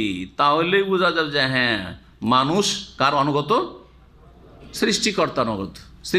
সৃষ্টিকর্তার, হ্যাঁ মখলুক খালেকের অনুগত হয়েছে, সৃষ্টি জগৎ স্রষ্টার অনুগত হয়ে গেছে। আর যারা অনুগত হয়নি তারা আর ডিস্টার্ব করবে না, তারা ফিতনা ফাসাদ সৃষ্টি করবে না, তারা বিশৃঙ্খলা করবে না, তারা নিজের ধর্মকর্ম নিয়ে থাকবে, কিন্তু কারো রাস্তায় বাধা দেবে না। ব্যাস, এতক্ষণ পর্যন্ত সংগ্রাম, লড়াই চলতে থাকবে। ফাইন ইনতাহাও, যদি তারপরে তারা বিরত হয়ে যায়, ফালা উদওয়ানা ইল্লা আলা যালিমিন, তাহলে জালেম ছাড়া কারো ওপর আক্রমণ করা চলবে না। উদওয়ান মানে আক্রমণ করলাম, জালেমদের উপর আক্রমণ চলবে, কিন্তু জুলম অত্যাচার যদি না করে, নিরীহভাবে বসবাস করে, তাহলে কোনো রকমের কারো ওপর হস্তক্ষেপ চলবে না, কোনো আক্রমণ চলবে না, কারো কোনো রকমের ক্ষেত্রে অ্যাকশন নেওয়া চলবে না। ফালা উদওয়ানা ইল্লা আলা যালিমিন। তারপরে বলছেন আশ-শাহরুল হারাম বিশ-শাহরিল হারাম, সম্মানিত মাসের বদলে পরিবর্তে, অর্থাৎ সম্মানিত মাসে যদি কাফেররা তোমাদের বিরুদ্ধে অস্ত্র ধরে মক্কার, তাহলে তোমরা অস্ত্র ধরো। সম্মানিত মাস কি কি? শাহরে হারাম কি কয়টি? 4টি। কি কি? 3টি পাশাপাশি, একসাথে বলে 3টি পাশাপাশি। জিলকাদা, এদিক থেকে বলে জিলকাদা, জিলহজ আর মুহররম, 3টে। হ্যাঁ, 11, 12 আর 1 পহিলা মাস, এই 3টে মাস। ঠিক আছে, 3টে মাস পাশাপাশি, সালাসুন মুতাওয়ালিয়াতুন, নবী সাল্লাল্লাহু আলাইহি ওয়াসাল্লাম বলেছেন। তারপরে একটি হচ্ছে রজব, হ্যাঁ রজব, শাবানের আগে যে রজব মাস। এই 4টি মাস, এই 4 মাসের কোনো মাসে যদি তারা অস্ত্র ধরে তাহলে প্রতিশোধ নেওয়া হবে, আর তারা যদি না ধরে তোমরা ধরিও না। আশ-শাহরুল হারাম বিশ-শাহরিল হারামে, সম্মানিত বা পবিত্র মাস, বা নিষিদ্ধ বলতে পারেন। হারামের পবিত্র অর্থ, কারণ সম্মানিত। মসজিদে হারামকে কি জন্য মসজিদে হারাম বলা হয়? পবিত্র মসজিদ, হ্যাঁ, বা সম্মানিত মসজিদ। হ্যাঁ জি। তারপরে নিষিদ্ধের অর্থ আছে, এখানে অনেক কিছু নিষিদ্ধ আছে, এখানে অনেক কিছু, হ্যাঁ, এখানে শিকার করা নিষেধ, এখানে হ্যাঁ অস্ত্র ধরা নিষেধ, এখানে অনেক কিছু এরকম, এমনকি হারামের এলাকার হ্যাঁ শিকার করার সাথে সাথে ঘাস কাটা নিষেধ আছে না নেই? জি হ্যাঁ। হারিয়ে যা বস্তু উঠিয়ে নিয়ে আসা নিষেধ, সারা জীবন ঘোষণা করতে হবে, নাহলে ওখানে গিয়ে জমা করে দিতে হবে এমন ব্যক্তির কাছে, বা ওখানে সংস্থা আছে, জমা করে দিতে হবে যে তারা ঘোষণা করবে ওখানে গেলে হারিয়ে যাওয়া বস্তু পাওয়া যাবে, কিন্তু উঠিয়ে নিয়ে চলে আসলেন এখানে মক্কায় কিছু পেলেন, হারাম, নবী সাল্লাল্লাহু আলাইহি ওয়াসাল্লাম নিষেধ করেছেন। জি, তো এই জন্য কি বলা হয়, হ্যাঁ মসজিদে হারাম বা হারামের এলাকা বলা হয়, বা হারাম দুটাই বলা হয়। আশ-শাহরুল হারাম বিশ-শাহরিল হারাম, তো সম্মানিত বা পবিত্র মাসের বদলে পবিত্র মাস। ওয়াল হুরুমাতু কিসাস, আর সম্মানিত বস্তুগুলি, সম্মানিত বা পবিত্র বা নিষিদ্ধ বস্তুগুলির অনুরূপ বা এইরূপ বিনিময় রয়েছে। কিসাস মানে বদলা রয়েছে সম্মানিত বস্তুর, অর্থাৎ মাসের ক্ষেত্রে হলো এখন জায়গার ক্ষেত্রে, মাসের ক্ষেত্রে হলো এখন জায়গার ক্ষেত্রে যদি তারা স্থানের সম্মান নষ্ট করে তাহলে প্রতিশোধ সেখানে নিতে পারবে। যেমন সম্মানিত মাসগুলিতে যুদ্ধ করবে না তোমরা, কিন্তু তারা যুদ্ধ করলে করতে পারবে, তেমনি সম্মানিত বা পবিত্র স্থানে অথবা পবিত্র বস্তুর ক্ষেত্রে যদি তারা বাড়াবাড়ি করে তাহলে কেসাসন প্রতিশোধ নিতে পারবে।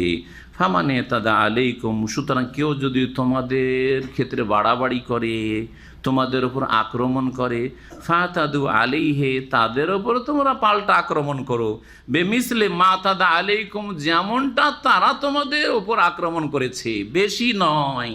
জি, ওয়াত্তাকুল্লাহ, আর সবসময় আল্লাহকে ভয় করিও। ওয়ালামু, জেনে রেখো, আন্নাল্লাহ মাআল মুত্তাকিন, আল্লাহ রাব্বুল আলামিন আল্লাহ ভীরু, পাপ মুক্ত, সংযত, মুত্তাকি পরহেজগারদের সাথে রয়েছেন। ওয়ানফিকু ফি সাবিলিল্লাহ, জিহাদের আয়াতগুলি শেষ হচ্ছে। এই আয়াতটি যেটা বলছে আল্লাহর রাস্তায় ব্যয় করা, এটাও জিহাদের ক্ষেত্রে যে প্রয়োজনে জিহাদ ফি সাবিলিল্লাহ মুসলিম উম্মাহ যখনই প্রয়োজন হবে চালাতে থাকবে, হাত গুটিয়ে নেবে না। আর যখনই হাত গুটিয়ে নেবে তখনই কুফরি শক্তি মাথার ওপর চেপে আসবে, যে অবস্থা আমরা দেখছি। আল্লাহ রাব্বুল বলছেন ওয়ানফিকু ফি সাবিলিল্লাহ, তোমরা আল্লাহর রাস্তায় ব্যয় করো, খরচ করো। ওয়ালা তুলকু বিআইদিকুম ইলা তাহলুকা, আর তোমরা নিজেদেরকে ধ্বংসে পতিত করিও না, তোমরা নিজেদের সর্বনাশ ডেকে নিয়ে আসিও না। ওয়ালা তুলকু বিআইদিকুম, তোমরা হাতকে নিক্ষেপ করিও না, শাব্দিক অর্থ ইলা তাহলুকা, ধ্বংসে, ধ্বংসে হাত দিও না। ধ্বংস হাত দিও না মানে নিজেকে ধ্বংসে ফেলিও না, ধ্বংস করিও না। এর মানে কি? এর মানে যদি স্বাধীনভাবে বুঝেন যে ভাই, হ্যাঁ, যদি জেহাদ করতে যায় তো সেটাই তো ধ্বংস। হ্যাঁ, মারবো তো মরতেও তো হবে, তো ধ্বংসই তো, তাহলে জেহাদ করতে হবে না, তাই না? খেয়াল খুশি যারা তাফসির করে, সাহাবায়ে কেরামদের তাফসির বাদ দিয়ে, তার আগে রাসূলুল্লাহ সাল্লাল্লাহু আলাইহি ওয়াসাল্লাম তাফসির বাদ দিয়ে তারা এইভাবেই গুমরাহ হয়। এইভাবে তারা কি হয়? গুমরাহ হয়। আল্লাহ বলছেন খরচ করো আর নিজেদেরকে ধ্বংসে নিক্ষেপ করিও না। ও আহসেনু, এবং তোমরা সদাচরণ করতে থাকো, তোমরা এহসান করতে থাকো, সৎ ব্যবহার করতে থাকো। এটা কাফেরদের সাথে এহসান, জিহাদ ফি সাবিলিল্লাহ এহসান। জি, তাদেরকে একটু সচেতন করা যে এখনো খুঁজো সঠিক রাস্তা, তোমার কল্যাণের জন্য বলা হচ্ছে। যেমন ক্যান্সারে আক্রান্ত ব্যক্তির শরীরের কোনো অঙ্গ কেটে ফেলে দেওয়া, বাকি অঙ্গ রক্ষা করার জন্য, বাকি গোটা শরীর রক্ষা করার জন্য, সেটা তার সাথে এহসান না জুলুম? এহসান। জি হ্যাঁ, ঠিক তেমনি মানব জাতির মধ্যে কিছু ক্যান্সার চরিত্রের মানুষ আছে, তাদের বিরুদ্ধে এই রকমের পদক্ষেপ নেওয়া, অর্থাৎ অস্ত্র ধারণ করা, এটি হচ্ছে ক্যান্সারের অস্ত্রোপচার করার মতো, যাতে করে বাকি লোকগুলিকে জাহান্নামে না নিয়ে চলে যায়।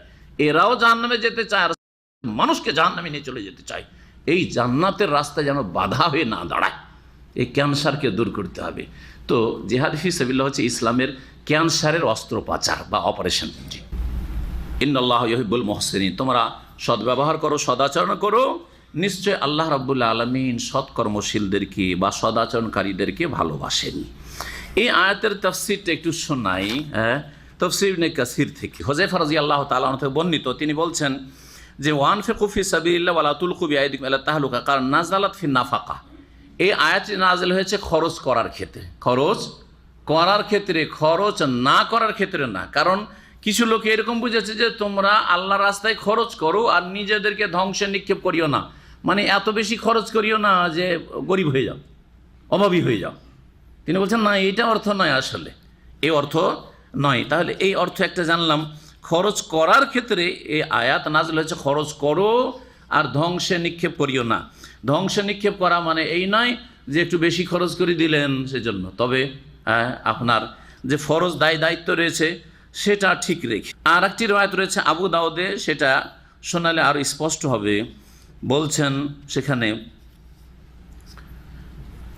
আন আসলামা আবি ইমরান কুন্না বিল কুসতান্তিনিয়া ওয়া আলা আহলি মিসর উকবা বিন আমির। উকবা বিন আমির রাদিয়াল্লাহু তাআলা আনহু মিসরের গভর্নর ছিলেন। ওয়া আলা আহলি শামে রাজুলুন ইউরিদ ফাদালা বিন উবাইদ ফাখরাজ মিনাল মদিনা সাফুন আযীমিন মিনার রুম ফাসাফাহনা লাহুম ওয়া হামালা রাজুল মিনাল মুসলিমিন আলা রুম হাত্তা দাখালা ফিহিম সুম্মা খারাজা ইলাইনা ফাসাহান নাসু ইলাইহি ফাকালু সুবহানাল্লাহ আলকা বিয়াদিহি ইলা তাহলুকা। রোমানদের সাথে অর্থাৎ খ্রিস্টানদের সাথে জিহাদ চলছিল, লড়াই চলছিল, নবী করিম সাল্লাল্লাহু আলাইহি সাল্লামের ইন্তেকালের পরের ঘটনা। সেই সময় বিশাল একটি সেনাবাহিনী রোমান খ্রিস্টানদের, তাদের মাঝে একজন মুসলিম মুজাহিদ ঢুকে পড়ে আর তারপরে বেরিয়ে আসে। লোকেরা চিৎকার করতে লাগে, মুসলিমরা অনেকেই, আর বলে সুবহানাল্লাহ, এই লোকটা করলো কি? আলকা বিয়াদি এলা তাহলুকা, নিজেকে তো ধ্বংসে পতিত করলো। আরে কাফেরদের মাঝে একা ঢুকতে হয় এরকম করে? তুমি তো মরে যাবে, তুমি কেন এইভাবে ঢুকতে গেলে ওদের মাঝে? ফাকাল আবু আইয়ুব, তখন আবু আইয়ুব আনসারী রাদিয়াল্লাহু তাআলা, প্রখ্যাত সাহাবী জানা আছেন আবু আইয়ুব আনসারী রাদিয়াল্লাহু তাআলা, যার বাড়িতে নবী করিম সাল্লাল্লাহু আলাইহি ওয়াসাল্লাম হিজরত করে প্রথম মেহমান হয়েছিলেন, তিনি ছিলেন সেই জিহাদ। আইয়ুহান নাস, হে লোকেরা শোনো, ইন্নাকুম লাতাতাআউয়ালুনা হাযিহিল আয়া আলা গায়রি তাওয়িল, তোমরা এই আয়াতের ভুল তাফসীর করছো। এটা আসল তাফসীর না যে একা গিয়ে কাফেরদের উপর হামলা করে দিয়েছে তো নিজেকে ধ্বংসপতিত করলো, এটা ভুল কাজ করেছে, না, এই তাফসীর নয়। শোনো, ওয়াইন্নামা নাজালাত ফিনা মাশারাল আনসার, আমাদের ব্যাপারেই নাজিল হয়েছে, আমরা আনসারীদের সম্পর্কে এই আয়াত নাজিল হয়েছে। ইন্নাহু লাম্মা আ'আজ্জাল্লাহু দীনাহু ওয়া কাসুরা নাসিরুহু, যখন আল্লাহ রাব্বুল দ্বীনকে শক্তিশালী করলেন, মক্কা বিজয় হয়ে গেল, আর গোটা আরব জগতে, আরব উপদ্বীপে ইসলাম আর কুফরি শক্তি নির্মূল হলো, আর ইসলামের সাহায্যকারীদের সংখ্যা বাড়লো, কুলনা ফিমা বাইনানা, তখন আমরা আপোষে আনসারীরা বলতে লাগলাম, লাউ আকবালনা আলা আমওয়ালিনা ফাআসলাহনাহা, এতদিন তো জিহাদ টিহাদ আর ইসলামের খেদমতে খুব ব্যস্ত থাকলাম, আর জমি জায়গা আর খেজুরের বাগানের ক্ষয়ক্ষতি হইলো, এখন আমরা সংসার নিয়ে ব্যস্ত হই, আর আমাদের একটু জমি জায়গা আর খেজুর বাগানগুলি ভালো করে দেখি, জিহাদটা বাদ দিই, জিহাদটা কি করি? বাদ দিই, এইটা ভেবেছিলাম আমরা। ফাআনজালাল্লাহু হাযিহিল আয়াত, তখন আল্লাহ এই আয়াত নাযিল করলেন আর বললেন যে শোনো, আল্লাহর রাস্তায় খরচ করতেই থাকো দিনের জন্য, আর এই জিহাদ বাদ দিয়ে তোমরা এখন খেজুর বাগানে কৃষি কাজে লেগে যাবে, মেতে উঠবে, আর আল্লাহর দিনের খেদমত, আল্লাহর দিনের প্রচার প্রসার, দাওয়াতের কাজকে বাদ দিয়ে দিবে, এটা হচ্ছে নিজেদেরকে ধ্বংস করা, সর্বনাশ করা।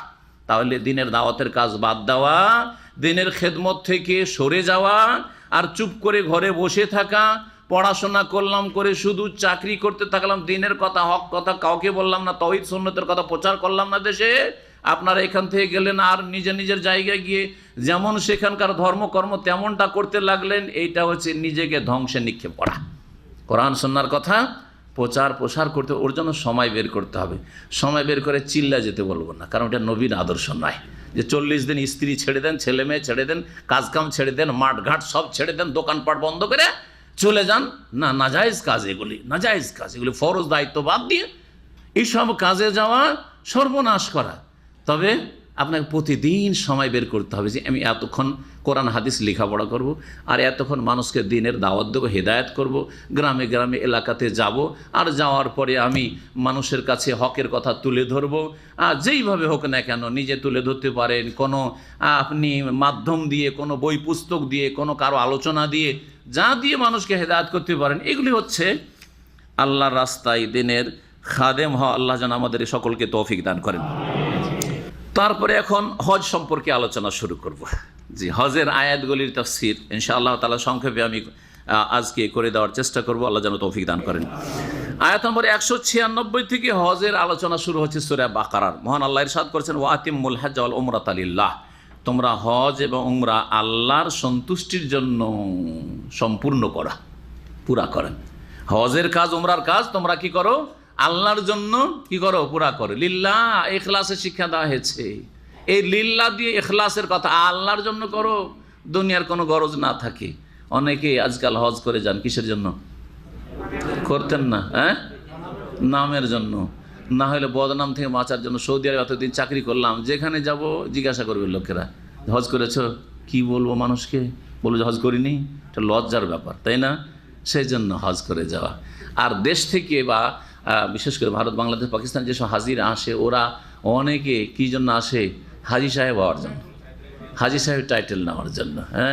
তো এগুলি লিল্লাহ নয়, লিল্লাহ নয়। অথবা কোনো একটা ব্যবসা করে, সেখানে মানুষের অধিক আস্থা জন্মাবার জন্য হাজি হয়ে যায়, যে হাজি হয়ে গেলে কাস্টমার বাড়বে, হ্যাঁ, আমাকে লোকেরা বিশ্বাস করবে, হ্যাঁ, জি হ্যাঁ। তো দুনিয়ার মেলা গরজ রয়েছে। এইরকমই হজে এসে শিরক বিদাত করা, এগুলি আল্লাহর জন্য হজ করে নেই। হজে এসে যেখানে সেখানে শিরিক করে বেড়ায়, বিদাত করে বেড়ায়, এখানে নফল পড়া, ওইখানে পড়া, ওইখানে পড়া, মসজিদে হারাম বাদ দিয়ে কোথায় সোর পাহাড়ের গুহা, আর কোথায় হেরা পাহাড়ের গুহা, আর কোথায় কোথায় মদিনে আসার মসজিদ নবী বাদ দিয়ে ওই 7 মসজিদ খুঁজে বেড়ায়, আর তারপরে ওহুদের ওখানে গিয়ে যেখানে সেখানে নামাজ পড়ে, আর যেখানে সেখানে গিয়ে শিরিক পর্যন্ত করে। ওদের গিয়ে মনে করে যে শহীদদের কাছে একটু দোয়া করি, ওদের কাছে দোয়া করে, ওদের কাছে দোয়া করে, শিরিক করে। আমাদের একজন মদিনা ইউনিভার্সিটিতে সিনিয়র ওস্তাদ ছিলেন, তিনি বলছেন আমি নিজের চোখে দেখেছি মৌলুদুর রাসূল নবী সাল্লাল্লাহু আলাইহি ওয়াসাল্লামের জন্মের জায়গা যেটা মক্কাতে আছে, ওখানে কাবাকে পেছনে করে সেজদা করছে। জি, তো হজে এসে যদি এসব করে তো আল্লাহর জন্য হজ না, এগুলো হচ্ছে শিরকি সফর, এগুলো হচ্ছে শিরকি সফর। জি, সুতরাং শিরক বিদআত থেকে বেঁচে থেকে আর আল্লাহর সন্তুষ্টির জন্য আর আল্লাহর কাছে হজ করে উমরা করে কিছু পাবেন এই জন্য। আবার অনেকে সুযোগে আছে, কখন একটা ফ্রি হজ পাওয়া যায়, সারা বছর উমরা করে না, 5 বছর 7 বছর 10 বছর হজ করে না, শুধু কিসে আছে, কখন ইসলামী সেন্টার থেকে না হয় কোনো সৌদি যদি আল্লাহওয়ালা একটা ফ্রি হজ দিয়ে দেয় তো করে নেব। তো লিল্লাহ হজ হইলে পয়সা জমা করবে, লিল্লাহ হজ হলে প্রতি মাসে 100 বেশি করে না, 100 রিয়াল করে জমা করেন। 100 রিয়াল করে জমা করাটা কোনো ব্যাপার না, যে কোনো ব্যক্তি জমা করতে পারবে। একটু খরচ কমিয়ে দেন, 100 রিয়াল করে আমার আলাদা একটা খাম রাখেন, আর 100 রিয়াল 1200, 1 বছর কত হইল 1200, 2 বছরে 2400, 4 বছরে প্রায় 5,000 হয়ে গেল। হজের সমান 4 বছরে হজের টাকা হয়ে যাবে।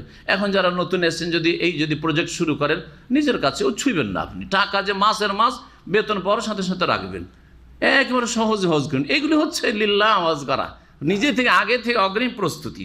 আর হঠাৎ করে 5,000 7,000 পাবো কোথায়, আরে এত টাকা দেশে পাঠালে 1 লাখ টাকা, এটা জায়গা ধরতে পারবো, এটা বাড়ি করতে পারবো, এই করতে পারবো, সেই করতে পারবো, হজ করবেন কি? তো আল্লাহর জন্য হজ উমরা পুরা করো। হজ উমরা পুরা করার তাফসিরে মুফাসসিরিনগণ বলেছেন যে শুরু করে দেওয়ার পরে হজ হোক আর উমরা হোক সেটা কমপ্লিট করা ফরজ, আর ভাঙা যাবে না।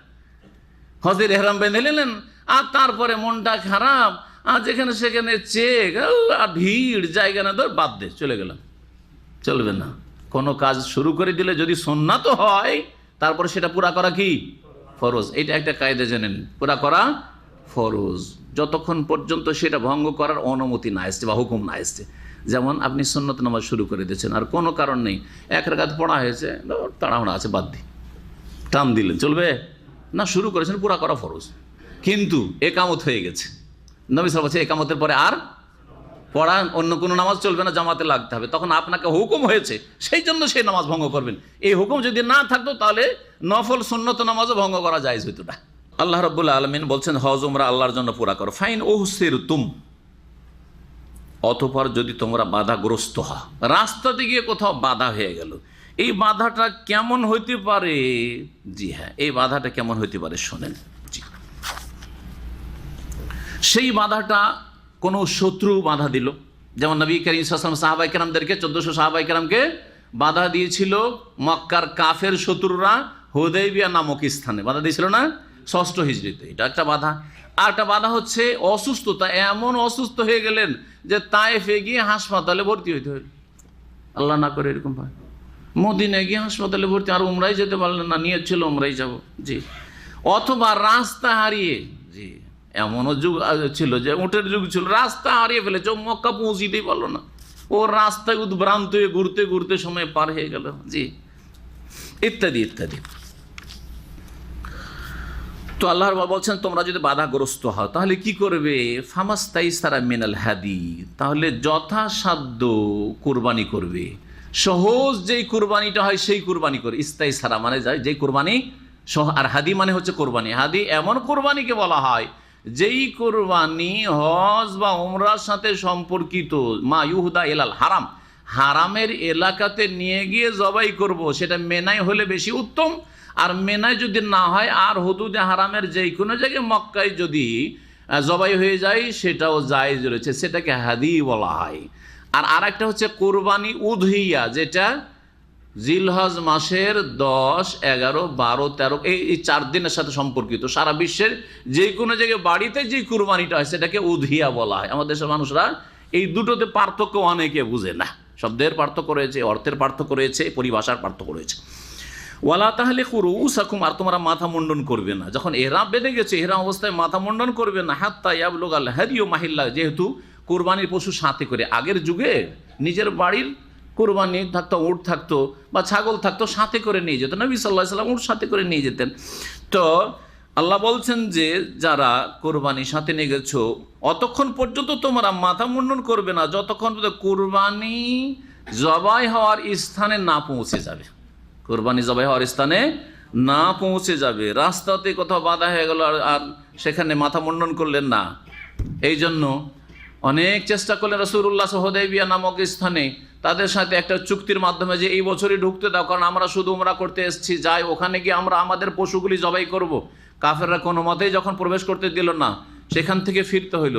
রাসূলুল্লাহ সাল্লাল্লাহু আলাইহি ওয়াসাল্লাম কী করলেন, সেখানে নিজের কোরবানি জবাই, হাদি জবাই করে দিলেন, সাহাবীরা জবাই করলেন, আর মাথা মুন্ডন সেখানে করে দিলেন। আর এই উমরাটা পুরা হয়েছে সঠিক মত। এই উমরাটা যেহেতু বাধাপ্রাপ্ত হয়ে গেছেন, এর সব পেয়ে গেছেন, এটাও একটা উমরা বলে গণ্য রাসূলুল্লাহ সাল্লাল্লাহু আলাইহি ওয়াসাল্লাম সাহাবায়ে কেরামদের। এটা হচ্ছে সঠিক মত, ফিকহের ইখতিলাফ রয়েছে। আরেক দল বলছেন না, এটা যেহেতু মক্কায় পৌঁছিতে পারলেন না, কাবার তওয়াফ করলেন না, সাফা মারওয়া সাই করা হইল না, সেজন্য উমরা হয়নি, যে এই কারণে তার পরের বছরে যে উমরাটি করলেন সেটা হচ্ছে উমরাতুল কাযা, মানে গত বছর উমরার কি করলেন, কাজা করলেন। একদল আলেমরা এইরকম বুঝেছেন, কিন্তু এর চাইতে সঠিক ফতোয়া হচ্ছে বা মাসালা হচ্ছে এই ক্ষেত্রে মত হচ্ছে যে উমরাতুল কাজা মানে এখানে কাজা করা নাই, উমরার কাজা নাই, বরং কাজা মানে চুক্তি। কাজা মানে একটা কি, কাজা মানে ফয়সালা, কাজা মানে ফয়সালা হয় না, এই জন্য তো কাজী বলা হয় জজকে।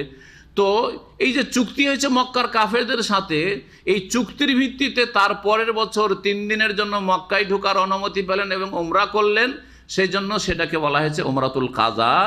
গত বছর উমরার কাজা ছিল না। যদি হুদায়বিয়ার এই উমরাকে একটা উমরা ধরা হয়, তো নবী সাল্লাল্লাহু আলাইহি ওয়াসাল্লাম জীবনে ইসলামের এই 23 বছরে 4টি উমরা করেছেন, 4টি উমরা করেছেন। নবী করিম সাল্লাল্লাহু আলাইহি ওয়াসাল্লাম কি করেছেন, 4টি উমরা করেছেন। আর যদি এটাকে বলেন যে না এটা তো উমরা হল না, তারপরে কাজা হলো, তাহলে সেটাকে কমিয়ে দিতে হবে। কিন্তু ওলামারা বলেছেন যে নবী সাল্লাল্লাহু আলাইহি ওয়াসাল্লাম 4টি উমরা করেছেন, মদিনা থেকে 4টি উমরা করেছেন। ফামান কানা মিনকুম মারিজান আও বিহি আযাম মির রাসি ফাফিদিয়াতুম মিন সিয়ামিন আও সাদাকাতিন আও নুসুক।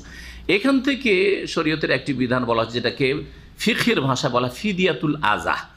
আপনার যদি কোনো রকমের এমন কষ্ট হয়ে যায়, এহরামে নিষিদ্ধ কোনো কাজ করতে হচ্ছে, এহরামে নিষিদ্ধ কোনো কাজ করতে হচ্ছে, যেমন এহরামের অবস্থায় পুরুষদের জন্য সেলাই করা কাপড় পরা নিষেধ, আপনাকে সেলাই করা কাপড় পরতে হচ্ছে। মাথা মুন্ডন বা চুল কাটা, মোচ কাটা কি নিষেধ, কিন্তু কাটতে হচ্ছে। জি হ্যাঁ, বগলের চুল কাটা এহরাম অবস্থায় নিষেধ, তাই না? কিন্তু আপনার ধরে এমন ফোড়া হয়ে গেছে, এখন ওখানে অপারেশন করতে হবে বলছে, এটা আপনার এই সাফ করতে হবে, পশম সাফ করতে হবে না, হবে না? এইগুলির ক্ষেত্রে ফিদিয়া রয়েছে, মুক্তির ব্যবস্থা রয়েছে।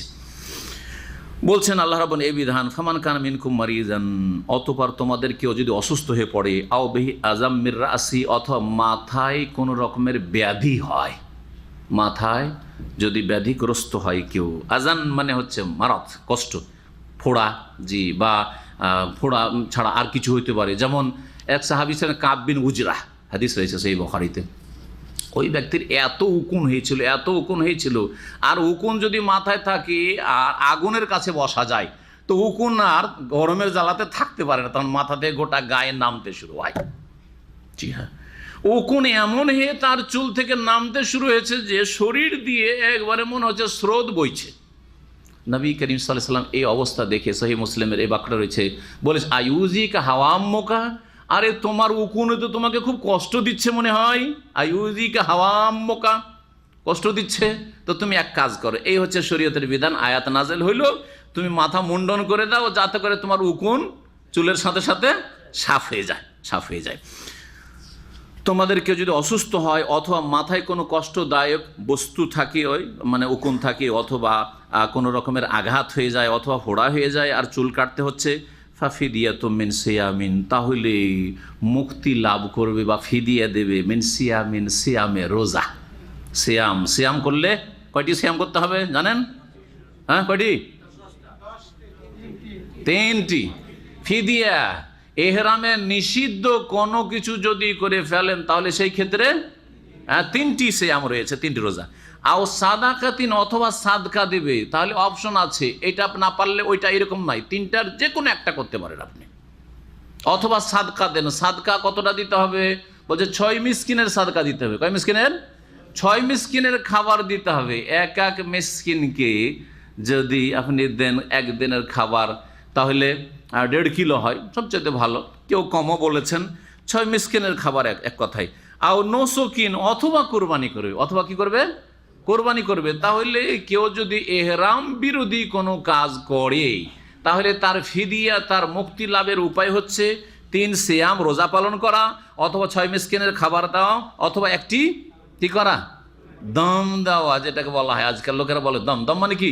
রক্ত। তো রক্ত বইতে হবে, মানে কোরবানি দিতে হবে। জি, আনুসুক। ফাইজা আমেনতুম, অতঃপর যখন তোমার নিরাপদ হয়ে যাবে, রাস্তা নিরাপদ, এখন আর বাধা টাধা নেই, মক্কা যাব, মক্কা গিয়ে আমরা উমরা করব। এখন উমরা সাথে যদি হজও করো, আর হজের মাসে যদি উমরা করো, হজের মাসে উমরা যদি করো, একসাথে দুটো মিলিয়ে করো, যার নাম হচ্ছে কোন হজ? একসাথে দুটো নিয়ত করলেন, মিকাত থেকে দুটোর নিয়ত একসাথে করলেন, কেরান হজ। অথবা প্রথম উমরার নিয়ত করলেন, আর তারপরে উমরা সারার পরে বসে থাকলেন 8 তারিখ পর্যন্ত হালাল হয়ে, আর 8 তারিখে আবার নতুন করে এহরাম বেঁধে চলে গেলেন মেনায়, তাহলে কোন হজ? তামাত্তু হজ। মাঝখানে হালাল হজে তামাত্তু হজ। তামাত্তু হজের ক্ষেত্রেও, যেটা সত্যিকার অর্থে শাব্দিক দিক থেকেও আর পারিভাষিক দিক থেকেও, শরীয়তের যে অর্থ সেদিক থেকেও হচ্ছে তামাত্তু। আর কেরান হচ্ছে শাব্দিক অর্থের দিক থেকে তামাত্তু মানে উমরা ভোগ করা, হজের মৌসুমে কি করা? উমরা ভোগ করা, যদিও তার ভিন্ন একটি নাম রয়েছে কেরান। তাহলে হজ কত প্রকার? হজ হচ্ছে 3 প্রকার, হজে তামাত্তু, হজে কেরান, আর হজে ইফরাদ বা মুফরাদ। তো 2 হজের ক্ষেত্রে কুরবানি রয়েছে। আল্লাহ বলছেন যে ফামান তামাত্তা বিল উমরাতি ইলাল হজ, অতঃপর যে হজের সাথে উমরা ভোগ করবে, হজের মৌসুমে গিয়ে উমরা করে চলে আসলে, একসাথে হোক কেরানে অথবা ভিন্ন ভিন্ন, কিন্তু হজের মৌসুমে, হজের মৌসুম হচ্ছে শাওয়াল, জিলকাদ আর জিলহজ মাসের 10 তারিখ পর্যন্ত। তা সামনে যে আয়াত আসছে সেখানে তখন আবার বলবো। তাহলে কি করতে হবে? আল্লাহ বলছে ফামাস্তাইসারা মিনাল হজ, যখন হজে তামাত্তু বা কেরান করলে, তাহলে যথাসাধ্য হাদি কুরবানি করতে হবে, একটা কুরবানি ওয়াজিব হয়ে যাবে। ফামাল্লাম ইয়াজিদ, কেউ যদি কুরবানি না করতে পারে, বা কুরবানি পাওয়াই যায় না, পয়সা আছে কিন্তু কুরবানির পশু পাই না, অথবা পয়সাই নেই, কুরবানি করার শেষ হয়ে গেছে, তাহলে কি করবে? ফাসিয়ামু সালাসাতি আইয়ামিন ফিল হজ, হজের দিনগুলিতেই, হজের সফরেই 3টি সিয়াম পালন করে নেবে। ওয়াসাব আতিন ইজা রাজা, তোমার 7টি রোজা সিয়াম পালন করবে তোমরা ফিরে আসার পরে, বাড়িতে ফিরে আসার পরে, বাড়িতে ফিরে আসার পরে। এটাই ঠিক। কেউ কেউ বলেছেন যে হজ থেকে 13 তারিখে ফিরে আসার পরে মক্কাতেই যদি থাকেন ওইখানে করেন, কিন্তু এই অর্থটি ঠিক নয়। 3টি রোজা যে রাখতে হবে, কখন রাখতে হবে? 3টি রোজা, ধরেন ওমরা করে বসে আছেন, যারা আগে চলে আসেন তো সমস্যা নেই, ওমরা করে আছেন, ওই সময় রেখে নিতে পারেন। কিন্তু যারা একবারে শেষ সময়ের দিকে যাচ্ছেন, তখন এখান থেকে 5-6 তারিখে যাচ্ছেন, 8 তারিখ পর্যন্ত রেখে নেন, 9 তারিখের আগে আগে। তাহলে কি করতে হয়? 8, 7, 6, 6 জিলহজ, বা তার আগে যদি শুরু করেন আরও ভালো, তাহলে মেনা যাওয়ার আগে আগে আপনার রোজা সিয়াম শেষ হয়ে গেল। 5, 6, 7 কি করলেন? আপনি রোজা রেখে নিলেন। আর 8 তারিখে মেনায় গিয়ে আপনি যে মেনায় অবস্থান করা সুন্নত পৌঁছে গেলেন, অথবা একদিন পরে 6, 7, 8 পর্যন্ত রাখলেন। সেটাও যদি না হয়, আপনার কাছে টাইম নেই, গিয়ে পৌঁছেছেন 7 তারিখে রোজা শুরু করলেন, 7, 8, 9 তারিখও এই অবস্থাতে যার কোরবানি দেওয়ার ক্ষমতা নেই, সে আরাফার দিনেও রোজা রাখতে পারবে। তবে নবী করিম সাল্লাল্লাহু আলাইহি সাল্লাম আরাফাতে সিয়াম অবস্থায় ছিলেন না, রোজা রাখেননি। হাজিরা রোজা রাখবে না, এটাই হচ্ছে তাদের জন্য উত্তম। বরং রোজা সিয়ামের চাইতে বেশি বড় ইবাদতে আরাফায় তারা রয়েছে। আর যারা গায়ের হাজি নয়, সারা বিশ্বে রয়েছে যেখানে সেখানে, অথবা মক্কায় রয়েছে কিন্তু হাজি সাহেব নয়, তারা কি করবে? আরাফার দিনে সিয়াম পালন করবে, রোজা রাখবে। এই 3টি রোজা এই সময়টা রেখে নিতে হবে। যদি এই সময় না পায়, একবারে 7-8 তারিখে গেল আর সময়ই পেল না, তাহলে 11, 12, 13 তারিখ এই দিনগুলিতে এমনি রোজা রাখা নিষেধ, কিন্তু এই ক্ষেত্রে এই 3টি রোজা পুরা করার ক্ষেত্রে করে নিতে পারবে। অনেক ওলামারাই বলেছেন, আল্লাহু আলাম। তারপরে মহান আল্লাহ বলছেন তিলকা আশারাতুন কামেলা, এই পূর্ণ 10টি সিয়াম পালন করতে হবে একটি কুরবানির বদলে। যালিকা লিমান লাম ইয়াকুন আহলুহু হাদিরিল মসজিদিল হারাম, তবে এই কুরবানি ফরজ হবে কার জন্য? ওই সব লোকদের জন্য যাদের পরিবার মসজিদে হারামের আশেপাশের বাসিন্দা নয়। যারা বাইরে থেকে হজ করতেছে তাদের জন্য কি কুরবানি ওয়াজিব হবে, আর যারা মক্কায় বসবাস করে হারাম এলাকার ভিতরে তাদের জন্য হজে তামাত্তু করলে বা হজে কেরান করলে কুরবানি ওয়াজিব হবে না। মক্কার লোকদেরকে আল্লাহ কিছু ডিসকাউন্ট দিয়েছেন, ছাড় দিয়েছেন, যে তোমরা যখন সারা বছর হারামে নামাজ পড়তে পারছো আর এখানে হাজিদের তোমরা খেদমত করবে ভালো মানুষ হলে, আর খারাপ তো কত যে খারাপ আছে, আল্লাহ হিদায়াত করে ওদেরকে, তো তোমাদের জন্য কিছু ছাড়ও আছে। সেটা হচ্ছে যে তোমরা হজে তামাত্তু করো, কেরান করো, কি লাগবে না? কুরবানি লাগবে না। অন্যরা কুরবানি করবে, সেই গোস্তি খাওয়ার লোক নেই, ওগুলোই খাও তোমরা। কথা বোঝা গেছে? জি হ্যাঁ, তো ওদের কুরবানি করা লাগবে না। এটা হচ্ছে তাফসীর। কেউ কেউ বলেছেন যে হজে তামাত্তু আর কেরান বাইরের লোকের জন্য, মক্কার লোক আর হজে তামাত্তু কেরান কেনা করবে, ওরা তো সব সময় আলাদা উমরা করতে পারছে, হজ মৌসুম ছাড়া গোটা বছরে যে কোনো সময় উমরা করতে পারছে, তাহলে কেন হজের মৌসুমে ওরা উমরা করে আবার হজে তামাত্তু কেরান করবে? ওদের জন্য তাহলে হজে ইফরাদি উত্তম, এটাও কোনো ফুকাহারা বলেছেন। ওয়াত্তাকুল্লাহ, তোমরা আল্লাহকে ভয় করো, ওয়ালামু, আর জেনে রাখো, আন্নাল্লাহ শাদীদুল ইকাব, নিশ্চয় আল্লাহ রাব্বুল কঠোর শাস্তিদাতা। সুতরাং আল্লাহ রাব্বুল আলামিনের নাফরমানি করবে না, না হলে কঠোর শাস্তির সম্মুখীন হতে হবে। মহান আল্লাহ তারপরে বলছেন, আল হাজ্জু আশহুরুম মালুমাত, হজের নির্দিষ্ট বা নির্ধারিত জানাশোনা কয়েকটি মাস রয়েছে। হজের জন্য নির্ধারিত কয়েকটি কি রয়েছে? মাস রয়েছে। মালুমাত মানে যা বিদিত, জানাশোনা, আল্লাহ জানিয়ে দিয়েছেন রাসূলুল্লাহ সাল্লাল্লাহু আলাইহি সাল্লামের মাধ্যমে। সেটা হচ্ছে শাওয়াল মাস পুরা, জিলকাদ মাস পুরা, আর জিলহজ মাসের 10 দিন। এই কথা যে এই ব্যাখ্যার মানে কি? এর মানে এই না যে শাওয়াল মাসে হজ করে ফিরে চলে আসবেন, বোঝা গেছে কিনা? এর মানে এই না যে জিলকাদ মাসে হজ করে চলে আসবেন। হ্যাঁ, এর মানে হচ্ছে যে শাওয়াল জিলকাদের মধ্যে হজের নিয়ত করতে পারবেন বা হজের ইহরাম বেঁধে চলে যেতে পারবেন। কেউ যদি মনে করে যে আমি আগে থেকে হজে কেরান করব, নিজের জুলুম চালাবে, কারণ কিছু কিছু মযহাবে হজে কেরান হচ্ছে উত্তম, হজে কেরান হচ্ছে উত্তম। হজে কেরান যদি উত্তম হয় তাহলে তার তো 12টা বেজে যাবে। কি? ওই যে এহরাম বাঁধবে, এহরাম হচ্ছে শাওয়াল মাসে কেউ যদি এহরাম বেঁধে নেয়, গোটা শাওয়াল গেল, জিলকাদ গেল, 2 মাস গেল, আর জিলহজ মাসের 10 তারিখে কাজ কাম সেরে তারপরে কি করবে? এহরাম খুলবে। ঠিক কি না?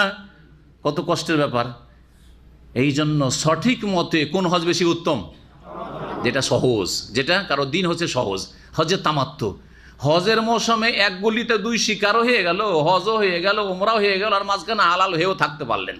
তাহলে এই আয়াতের অর্থ হচ্ছে আল হাজ্জু আশহুরুম মালুমাত, এই যে 2 মাস 10 দিনের মধ্যে হজ করা যেতে পারে। মানে শাওয়াল মাসে ধরেন উমরা করে নিলেন, শাওয়াল মাসে কি করলেন? উমরা করলেন। এমন কি প্রথম শাওয়াল থেকে বলি, ঈদের দিন গিয়ে ঈদুল ফিতরের দিনে একটা উমরা করে নিয়েছেন, আর উমরা করে আর দাম্মাম ফিরে আসলেন না, বাড়ি ফিরে আসলেন না, ওখানে মক্কাতেই থেকে গেলেন। আর তারপর সেই বছরই জিলহজ মাসে 8 তারিখে আপনি কি করলেন? হজের এহরাম বেঁধে নিলেন। বোঝা গেছে কি না? হজের এহরাম বেঁধে আপনি এখন হজে ইফরাদ করলেন না তামাত্তু করলেন? তামাত্তু। কারণ হজের মাসে কি হয়েছে? পহিলা শাওয়াল হজের মাস শুরু হয়ে গেছে, হজের মাসে আপনার উমরা হয়ে গেছে। এই উমরা গিয়ে কানেক্ট হয়ে গেছে কিসের সাথে? আপনার ওই 8 তারিখে যে হজের এহরাম বাঁধলেন তার সাথে। সুতরাং কি হয়ে গেছে? হজে তামাত্তু হয়ে গেছে। এটি হচ্ছে আয়াতের তাফসীর, আল হাজ্জু আশহুরুম মালুমাত। এর আরেকটা দিক বলি, কেউ যদি 10 তারিখের ফজর হওয়ার পরে, 10 তারিখের সকাল সূর্য ওঠার পরে কেউ যদি আরাফায় পৌঁছে আর বলে লব্বাইক আল্লাহুম্মা লব্বাইক, আমি এহরাম বেঁধেছি হজ করব, আর তারপরে 10 তারিখের দিনে এসে মেনায় সব কাজগুলি করলো, হবে হজ? হবে? হবে না। কারণ বললাম যে 10 তারিখের রাতের যে ফজর, 9 তারিখ আরাফার দিন শেষ হওয়ার পরে যে রাতটা রয়েছে, আগের রাত, তাই না? তো 10 তারিখের রাতের ফজর হয়ে গেলে আর এহরাম বাঁধা চলবে না। তবে ফজরের আগে যদি 1 মিনিটের জন্য আরাফায় হাজির হয়ে যেতে পারে, তো নবী মুহাম্মদ রাসূলুল্লাহ সাল্লাল্লাহু আলাইহি ওয়াসাল্লাম বলেন আল হাজ্জু আরাফাতা, আরফায় অবস্থানের নামই হচ্ছে হজ। আরফায় যদি কেউ এক মুহূর্তের জন্য একটু অবস্থান করে নিতে পারে, আর তার শেষ সময় হচ্ছে এই 10ই জিলহজের রাতের কোনো এক সময় ফজর আজানের আগে আগে, তাহলে ফাকাদ তাম্মা হাজ্জুহু ওয়া কাযা তাফাসাহু, তার হজ সম্পূর্ণ হয়ে গেল এবং তার প্রয়োজন পুরা করে ফেলল। চলেন, মহান আল্লাহ বলছেন যে হজের জানাশোনা মাস রয়েছে, তাহলে শুরু শেষ দুটো বুঝিয়ে দিলাম। ফামান ফারাদা ফিহিন্নাল হাজ্জা, সুতরাং কেউ যদি এই দিনগুলিতে বা এই যে 2 মাস 10 দিন রয়েছে এর মাঝে হজকে নিজের ওপর বিধিবদ্ধ করে নেই, মানে হজের সংকল্প করে নেই, হজের নিয়ত বেঁধে নিয়েছে, মানে এহরামে ঢুকে গেছে, ফালা রাফাসা, তাহলে এহরাম অবস্থায় কোনো যৌনাচার চলবে না। রাফাস মানে যৌন আচরণ করা, যৌন সম্পর্কে কোনো কথা, স্ত্রীর সাথে, স্ত্রীকে সাথে নিয়েছেন আর এহরাম বেঁধে আছেন আর খুব আমোদ ফুর্তি মজাক করছেন, রহস্য করছেন আর একটু হাতে হাত দিচ্ছেন তো হাতটা টিপে, হ্যাঁ, না না না, ওটাও চলবে না। প্রাথমিক যেটা পর্যায় হতে পারে যৌনাচারের, সেটাও নিষিদ্ধ। কিসের অবস্থায়? এহরাম অবস্থায়। হজের অবস্থায় মানে এহরাম অবস্থায়। তবে আর একটা মশলা জানেন, কারণ অনেক হাজিরা পেরেশান থাকে, জিজ্ঞাসা না করে জানকে কষ্ট দেয়। যুবক হাজি স্বামী স্ত্রী হজ করতে এসছে আর ভাবছে হজের সফরে এসে আবার স্বামী স্ত্রী মিলন করা যায়। চলে এসছে মাসখানেক আগে, উমরা করে বসে আছে, 1 মাস ধরে বা 20 দিন ধরে আছে, স্বামী স্ত্রী কেউ কারো কাছে যায় না। কেন? বলছে হজে যে এসছি, অথচ উমরা করে হালাল হয়ে আছে। 8 তারিখ পর্যন্ত এই যে হালাল হয়ে আছে, মাঝখানে স্বামী স্ত্রী মিলন করতে পারবে না? পারবে না। যৌনাচার তার জন্য জায়েজ, এহরাম অবস্থায় জায়েজ না। বোঝা গেছে? আবার 8 তারিখে যখন এহরাম বেঁধে নিয়েছে তখন থেকে শুরু করে 10 তারিখে এহরাম থেকে হালাল হওয়া পর্যন্ত, পূর্ণ হালাল হওয়া পর্যন্ত, হ্যাঁ, স্বামী স্ত্রী সহবাস করতে পারবে না। একটা হচ্ছে তাহালুল আওয়াল, প্রাথমিক হালাল, আর তাহালুল সানি মানে ফাইনাল হালাল। সমস্ত মশলাগুলি বলবো না, কারণ হজের আলোচনাতে এসব বিস্তারিত আলোচনা আমার রয়েছে। যখন ফাইনাল হালাল হয়ে যাবে, মানে বাইতুল্লাহর তওয়াফ হয়ে যাবে, তখন তার জন্য স্ত্রী হালাল। বাইতুল্লাহর তওয়াফে এফাজা, তওয়াফে জিয়ারা করা হয়ে গেছে। তারপরে 11 তারিখ, 12 তারিখ, 13 তারিখ, এই দিনগুলিতে, হ্যাঁ, স্বামী স্ত্রী মিলন করতে পারবে না? পারবে না? হ্যাঁ, পারবে। জি। তো বলছেন যে ফামান ফারাদা ফিহিন্নাল হাজ্জা, যারা নিজেদের এই দিনগুলিতে নিজেদের ওপর হজকে ফরজ করে নেবে, মানে বিধিবদ্ধ করে নেবে বা সংকল্প করে নেবে, ফালা রাফাসা, যৌনাচার চলবে না, ওয়ালা ফুসুকা, আর কোনো অন্যায় কথা কাজ, গোনা পাপের কথা কাজ চলবে। ফাঁসে কি মানে আল্লাহ এবং রাসূল সাল্লাল্লাহু আলাইহি ওয়াসাল্লামের বিরুদ্ধাচরণ করা। ওয়ালা জিদালা ফিল আজ, এবং হজ অবস্থায় কোনো রকমের ঝগড়া লড়াই চলবে না, তর্ক ঝগড়া। হাজিদের দেখবেন, হাজি বিল্ডিং গেলে বুঝতে পারে কি তর্ক করে, সামান্য তরকারি নিয়ে লড়াই, গ্যাস নিয়ে লড়াই, হ্যাঁ, আর এই ছোটো ছোটো কথা নিয়ে লড়াই। আর অধিকাংশ হাজিদের শুধু গল্প দুনিয়ার, কার কত পয়সা আছে, আর কার ছেলে কত উন্নতি করেছে, আর কার মেয়ের কোথায় বিয়ে দিয়েছে, আর কার কত জমি জায়গা আছে, এইসব আলোচনা অধিকাংশ লোকের। সুতরাং অধিকাংশ লোকের হজ হচ্ছে পার্থিব, এগুলি হচ্ছে কি বলবো, পর্যটন। জি, হ্যাঁ, ভ্রমণ, এদের ভ্রমণ। জি, অল্প লোক সত্যিকার অর্থে হজ করতে আসে। ওয়ালা জিদালা ফিল, হজে এসে কোনো ঝগড়া বিবাদ করবে না। ওমা তাফআলু মিন খাইর, যা কিছু কল্যাণ করো, ইয়ালামুহুল্লাহ, আল্লাহ তা জানেন। ওয়া তাজাওয়াদু, আর তোমরা সম্বল গ্রহণ করো, পাথেয় গ্রহণ করো। খালি হাতে হজ করতে যেও না, আর ভিক্ষা করা শুরু করিও না। আমার কাছে টাকা পয়সা নেই, একটু দেন, খাওয়া দাওয়ার পয়সা নেই, হজে এসছি, জায়েজ নয়। এগুলো নিজে নিয়ে যাবেন। একমাত্র কখন জায়েজ হবে? গেছেন, তারপর হারিয়ে গেছে, অথবা আইডিয়া ছিল যে এই খরচে এই টাকাতে হয়ে যাবে, কিন্তু হয় নাই, আর দেশ থেকে পয়সা আনার ব্যবস্থাও নেই, এই পরিস্থিতি তখন চাওয়া যাবে। ওয়াতাজাওয়াদু, তাই আল্লাহ বলছেন তোমরা সম্বল নিয়ে হজে যাও। ফাইন্না খায়রাজ জাদি তাকওয়া, আর সবচাইতে উত্তম পাথেয় বা সম্বল হচ্ছে আল্লাহ ভীরুতা, তাকওয়া। এই হজের সময় কারো কাছে অনেক টাকা আছে আর কারো কাছে টাকা নেই, কিন্তু আল্লাহর ভয় আছে। সুতরাং কারো একটা পয়সা বেমানি করতে যাবে না, আর কারো কাছে সহজে নিরুপায় না হলে চাইতেও যাবে না, আর অপদস্থ হইতে যাবে না, আর আল্লাহ ছাড়া অন্যের কাছে কোনো লোভও রাখবে না, যা চাইবে আল্লাহর কাছে চাইবে। এই হচ্ছে তাকওয়া। সুতরাং তাকওয়ার পাথেয় সম্বল হচ্ছে সর্বোত্তম পাথেয়। তবে খালি হাতে যাবে না, নিজের খরচ খরচা যতটা লাগে মোটামুটি সেটা নিয়ে যাওয়ার চেষ্টা করবে। এই আয়াত নাজিল হয় কিছু ইয়ামানি লোকদের ক্ষেত্রে, ওই যুগে যারা বলতো যে আল্লাহর রাস্তায় বেরিয়ে গেছে আর খালি হাতে চলে আসতো, খালি হাতে হজে চলে আসতো আর আসার পর রাস্তাতে ভিক্ষা করা শুরু করতো। আল্লাহ নিষেধ করলেন যে এরকম কাজ করবে না, হজে এসে ভিক্ষা করা এটা ভালো কাজ নয়। ওয়াত্তাকুন, এবং আমাকে ভয় করো, ইয়া উলিল আলবাব, হে জ্ঞানী বা বিবেকবান লোকেরা। লাইসা আলাইকুম জুনাহুন আন তাবতাগু ফাদলাম মির রাব্বিকুম। এখান থেকে আল্লাহ রাব্বুল আলামিন আমাদের জন্য, হাজি সাহেবদের জন্য, ওমরাকারীদের জন্য হজ উমরার সফরে ব্যবসা বাণিজ্য হালাল করছেন। হজও করছেন আর ব্যবসাও করছেন, ওমরাও করছেন আর ওমরা থেকে কিছু টাকা ইনকাম করে চলে আসলেন মক্কা গিয়ে। জায়েজ না জায়েজ নয়? জায়েজ। যেই সময় কিছু লোকেরা আপত্তি তুলেছিল যে এটা কেমন কথা, আল্লাহর জন্য হজ করতে এসেছি আর উমরা করতে আসি, এখানে এসে ব্যবসা করব, তাহলে তো দুনিয়াদারি হয়ে যাবে, হ্যাঁ, না না না করা যাবে না। তখন আল্লাহ বলছেন না, তোমাদের ধারণা ভুল। সুতরাং হজের অবস্থায় যদি মেনাতে কিছু ইনকাম করে নিয়ে টাকা পয়সা, হালাল রুজি, ব্যবসা করলেন আপনি, আরাফাতে কিছু ইনকাম করে নিলেন, আপনি মুজদালিফায় করে নিলেন, অথবা মক্কাতে করে নিলেন, কেউ মিসওয়াক বিক্রি করছে, কেউ আর কিছু আতর বিক্রি করছে, কেউ আর কিছু করছে, জায়েজ হইলি হলো আপনার জন্য, ব্যবসা করা আপনার জন্য জায়েজ হইলি হলো। লাইসা আলাইকুম জুনাহুন, তোমাদের কোনো গুনাহ হবে না, আন তাবতাগু ফাদলাম মির রাব্বিকুম, যে তোমরা তোমাদের প্রতিপালকের অনুগ্রহ মানে রুজি সন্ধান করবে। হজও করছো আর কিছু রুজিও সন্ধান করছো। ফাইজা আফাদতুম মিন আরাফাত, অতঃপর যখন তোমরা আরাফা থেকে প্রত্যাবর্তন করবে, আরাফা থেকে কি করবে? ফিরবে। আরাফা থেকে কখন ফিরবেন? 9 তারিখের সূর্য ডুবিয়ে দেওয়ার পরে ফিরবেন। কোথায় ফিরবেন? মুজদালিফায় ফিরবেন, যে মুজদালিফার দ্বিতীয় নাম হচ্ছে কোরআনে মাশআরুল হারাম। বলছেন যে যখন তোমরা আরাফা থেকে প্রত্যাবর্তন করবে, আরাফা শব্দটি এক বচন আরাফাতও এসছে, আর আরাফাতিন নাকেরা তানবিন হয়েছে, আর আল হাজ্জ আরাফাও হয়েছে এক বচন করে। তখন তোমরা আল্লাহর জিকির আজকার করবে ইনদাল মাশআরিল হারাম, মাশআরে হারাম মানে মুজদালিফায়, মাশআরে হারামের কাছে, যেখানে মুজদালিফার মসজিদ আছে, আর ওটা হচ্ছে হারামের শেষ এলাকা, সেই জন্য একে মাশআরে হারাম বলা হয়েছে। আরাফা হচ্ছে হুদুদে হারামের বাইরে, আরাফা হচ্ছে হারাম এলাকার বাইরে, কিন্তু মুজদালিফা হচ্ছে হারাম এলাকার ভিতরে, যেমন মিনা হচ্ছে হারাম এলাকার ভিতরে। এই জন্যই মুজদালিফার নাম হচ্ছে মাশআরে হারাম। তো মাশআরে হারামে আল্লাহর জিকির আজকার করবে। এই আল্লাহর জিকির আজকার, আল্লাহকে স্মরণ করবে, এর বাস্তবায়ন হবে এইভাবে। সেটা হচ্ছে এখানে এসে মাগরিব এশা জমা করবেন, 1 আজান 2 একামতে, মাগরিব 3 রাকাত, এশা হচ্ছে কসর 2 রাকাত, আর তারপরে শুয়ে যাবেন।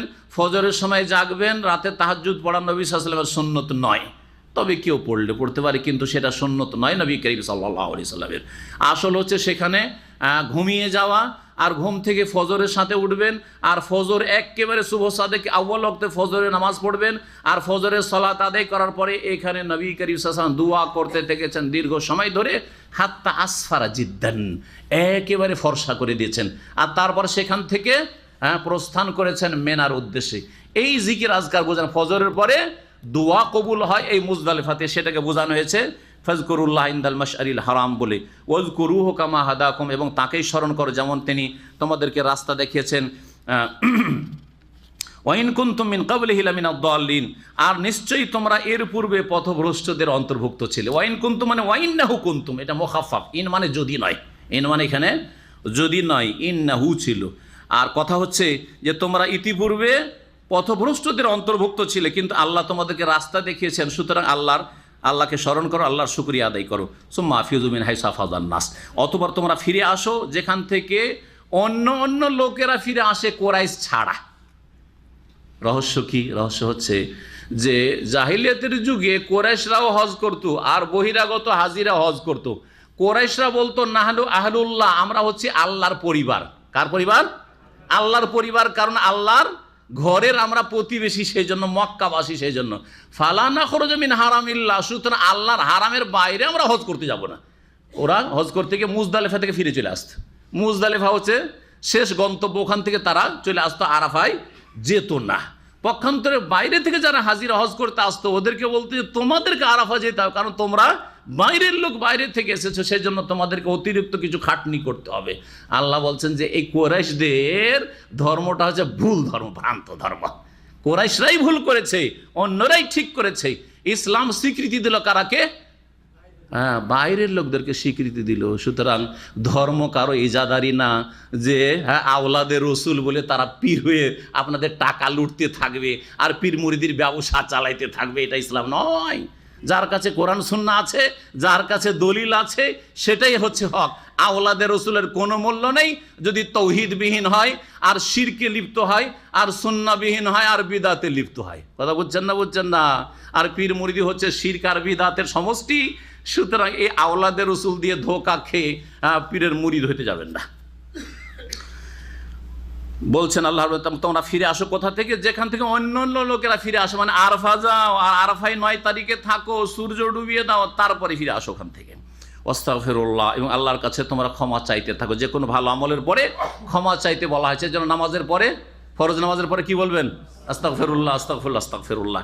ইন্নাল্লাহা গাফুরুর রাহিম। ফাইযা কাযাইতুম মানাসিকাকুম, যখন তোমাদের মানাসিক মানে হজের কার্যাবলী সম্পূর্ণ করে নেবে, ফাযকুরুল্লাহ, তখন আল্লাহর জিকির আজকার করো। নামাজের পরে অনেক জিকির আজকার রয়েছে, হজের পরেও জিকির আজকার আল্লাহ করতে বলছেন। কোথায়? মেনার আইয়ামে তাশরিকের 11 তারিখের রাত যাপন করতে হবে, 12 তারিখের রাত যাপন করতে হবে, 13 করলে ভালো, 3 রাত থাকলে ভালো, নাহলে কমপক্ষে 2 রাত থাকতে হবে, যেটা হচ্ছে ওয়াজিব। এখানে জিকির আজকার করতে হবে। জিকির আজকার এক হচ্ছে সেখানে রাত্রি যাপন করা আর সেখানে কসর করে আপন ওয়াক্তে নামাজ পড়া, আর একটা হচ্ছে কঙ্কর মার 3 সাথে 21টা করে কঙ্কর মারবেন জাওয়ালের পরে, হ্যাঁ মাথার উপর সূর্য গড়ার পরে, সেটাকে বোঝানো হয়েছে। আল্লাহকে স্মরণ করা, যিকরিকুম আবা আকুম, যেমন তোমরা তোমাদের পূর্বপুরুষদেরকে স্মরণ করতে জাহিলিয়াতের যুগে, আও আসাদ্দা যিকরা, বা ওর চাইতে বেশি আল্লাহর স্মরণ করো। হয়তো কি জাহিলিয়াতের যুগের মুশরিকরা মেনাতে মেলা লাগাইতো। মেনাতে কি করতো? মেলা লাগতো, বিভিন্ন মেলা লাগতো তাদের। সুকুল আরব, একটা রোডই আছে সুকুল আরব, যারা গিয়েছেন হজে, আরবদের মেলা। সুক মানে কি? মেলা। আরবদের মেলা লাগতো। যেমন হজ করা 10 তারিখে হয়ে গেল, তেমন ধুমধাম নাচ গান আর মেলা, আর নিজে কবিতার আবৃত্তি করা, কাসিদা পাঠ করা, আর কি করা, বংশের গৌরব, আমাদের বংশ এইরকম ছিল, আমার দাদা এইরকম ছিল, আমার নানা এইরকম ছিল, আমার বাপ এইরকম ছিল, সেই রকম ছিল, এগুলি করতো। বাপ দাদাকে খুব স্মরণ করতো। আল্লাহ বলছে ওই সব বাদ দাও, লাভ হবে না, আল্লাহকে ওর চাইতে বেশি স্মরণ করো। আল্লাহ বলছেন ফামিনান নাস মান ইয়াকুল রব্বানা আতিনা ফিদ দুনিয়া। এখন মানুষ হজ করে আসে কিন্তু 2 ভাগে বিভক্ত। একদল শুধু হজে এসে দুনিয়ার দুনিয়া করে, দুনিয়া কেমন করে ভালো হবে, কি করে সুখী হবে, কি করে ছেলে মেয়ে সুখী হবে, এইরকম হইও না। আর এক দল আছে আল্লাহর কাছে হজ করে দুনিয়াও চায় আর আখেরাতও চায়, আর তারা রব্বানা আতিনা ফিদ দুনিয়া হাসানা ওয়া ফিল আখিরাতি হাসানা ওয়া কিনা আযাবান নার। ওরাই হচ্ছে ভাগ্যবান, আল্লাহ বলছেন। তাই বলছেন কিছু লোকের আছে যারা বলে রব্বানা আতিনা ফিদ দুনিয়া, হে আল্লাহ আমাদেরকে ইহ জগতে দাও, আমরা নগদ নগদ চাই, ক্যাশ। ওমা লাহু ফিল আখিরাতি মিন খালাক, আল্লাহ বলছেন তাদের জন্য আখিরাতে কোনো অংশ নেই। অমিনহুম মান ইয়াকুলু রব্বানা আতিনা ফিদ দুনিয়া হাসানা ওয়া ফিল আখিরাতি হাসানা ওয়া কিনা আযাবান নার। আর কিছু লোকের আছে যারা বলে আল্লাহ আমাদেরকে ইহকালেও কল্যাণ দান করো, হাসানা সার্বিক মঙ্গল, সব কিছু চেয়ে ফেললেন দুনিয়ার আপনি, ওয়া ফিল আখিরাতি হাসানা, আর পরকালেরও কল্যাণ দান করো, ওয়া কিনা আযাবান নার, জাহান্নামের আযাব থেকে রক্ষা করো। উলাইকা লাহুম নসীবুম মিম্মা কাসাবু, ওরাই এমন মানুষ যাদের জন্য যা কিছু তারা উপার্জন করে তার কি রয়েছে, অংশ রয়েছে, মানে ভাগ পাবে। তারা দুনিয়াতেও ভাগ পাবে আর আখিরাতেও ভাগ পাবে। আল্লাহু সারিউল হিসাব, আল্লাহ রাব্বুল আলামিন দ্রুত হিসাব গ্রহণকারী। এখন বাকি থাকলো 11 তারিখ, 12 তারিখ আর 13 তারিখ, ঠিক না? এই দিনগুলিকে আইয়ামে মাদুদাত আল্লাহ বলছে, এই আয়াত এটাই দিয়ে শেষ। ওয়াজকুরুল্লাহ ফি আইয়ামি মাদুদাত, তোমরা এই গণনাকৃত কয়েকটি দিনে আল্লাহর জিকির আজকার করো। মানে আইয়ামে তাশরিক, আইয়ামে ইয়াউমুন নাহার হচ্ছে কুরবানির দিন 10 তারিখ, আর আইয়ামে মাদুদাত হচ্ছে 11, 12, 13 তারিখ। এই 4টি দিনই হচ্ছে কুরবানি করার দিন। যারা বলেছে 3 দিন কুরবানি, 12 তারিখে শেষ, 13 তারিখ কুরবানি নেই, সেই মযহাবটি হচ্ছে ভুল ফতোয়া। আর সহি ফতোয়া হচ্ছে যে কুরবানি 4 দিনই জায়েজ, তবে 10 তারিখে কুরবানি করা উত্তম। ফামান তাআজ্জালা ফি ইয়াওমাইন, হাজি সাহেবদের মধ্যে কেউ যদি 2 দিনে তাড়াতাড়ি করে হজ শেষ করে চলে আসে, বা 11 তারিখে পাথর মারলো 3 সাথে 21, 12 তারিখে 3 সাথে 21, আর 12 তারিখে বিকেলবেলা হজ করে মেনা থেকে চলে আসলো, আর তফে বেদা করে বিদায় তফ করে চলে আসলো বাইরের লোক, আর মক্কার লোকের নিজের বাড়ি চলে গেল 12 তারিখে, কোনো অসুবিধা নেই। আল্লাহ বলছে ফালা ইসমালি, কোনো গুনাহ হবে না। ওমান তাআখারা, আর কেউ যদি বিলম্ব করে যে না আমি আরও উত্তম হজ করব, 13 তারিখ পর্যন্ত থাকবো, লেট করব, আমি মিনাতে আরও 1 রাত কাটাবো, আল্লাহ বলছে ফালা ইসমালে, তাতেও কোনো গুনাহ হবে না। লেমানি তাকা, এটা ওই সব লোকদের জন্য যারা আল্লাহ ভীরু। যে যত বেশি ভালো কাজ করবে সেটা তার আল্লাহ ভীরুতার আরও অধিক প্রমাণ, এ কথা আল্লাহ বলছেন। সুতরাং নবী করিম সাল্লাল্লাহু আলাইহি সাল্লাম তার বিদায় হজে 13 তারিখ পর্যন্ত থেকেছেন। বিশেষ করে যারা ফার্স্ট হজ করছেন, ফরজ হজ আদায় করছেন, উত্তম হজ করার চেষ্টা করবেন। আপনার সাথী সঙ্গী কাফেলা লোকেরা সবাই চলে যাচ্ছে, আপনি থাকার চেষ্টা করেন যদি আপনার বাস না চলে যায়, যারা এখান থেকে যাচ্ছেন। আপনার যদি সাথী সঙ্গী চলে যায় আর একা থাকতে পারেন যে ওরা মক্কা গিয়ে থাকবে, আমি এখানে 13 তারিখ পর্যন্ত থেকে আসবো। কেউ গিয়ে মক্কাতে 1 লক্ষ রাকাত নামাজ পড়ার ফজিলত হারামে নিল, আর আপনি মেনাতেই থাকলেন 13 তারিখের বিকেল পর্যন্ত আর পাথর মারলেন, এটা আপনার জন্য তাদের চাইতে বেশি উত্তম হবে। মহান আল্লাহ বলছেন, ওয়া আলামু, আর জেনে রাখো, আন্নাকুম ইলাইহি তুহশারুন, তোমাদেরকে তার কাছেই একত্রিত করা হবে, সমবেত করা হবে। আল্লাহ রাব্বুল যেন তার কাছে জবাব দেওয়ার তৌফিক দান করেন এবং আমাদের হিসাব সহজ করেন, আমাদের হজ উমরা কবুল করেন এবং বেশি বেশি হজ করার তৌফিক দান করেন, উমরা করার তৌফিক দান করেন। আর যেসব ভাইয়েরা এখনও হজ করতে পারেননি, আল্লাহ যেন তাদেরকে হজ করতে তৌফিক দান করেন। যারা নতুন নতুন এসেছেন তাদেরকে আল্লাহ রাব্বুল আলামিন যেন রিজিকে বরকত দান করেন এবং সবার রিজিকে বরকত দান করেন। আর নতুন ভাইদেরকে হজ উমরা কমপ্লিট করার তৌফিক দান করেন, তাদের নিয়তে আল্লাহ বরকত দান করেন, রুজিতে আল্লাহ যেন বরকত দান করেন। সুবহান রাব্বিকা রব্বিল ইজ্জাতি আম্মা ইয়াসিফুন ওয়া সালামুল মুরসালিন, আলহামদুলিল্লাহ।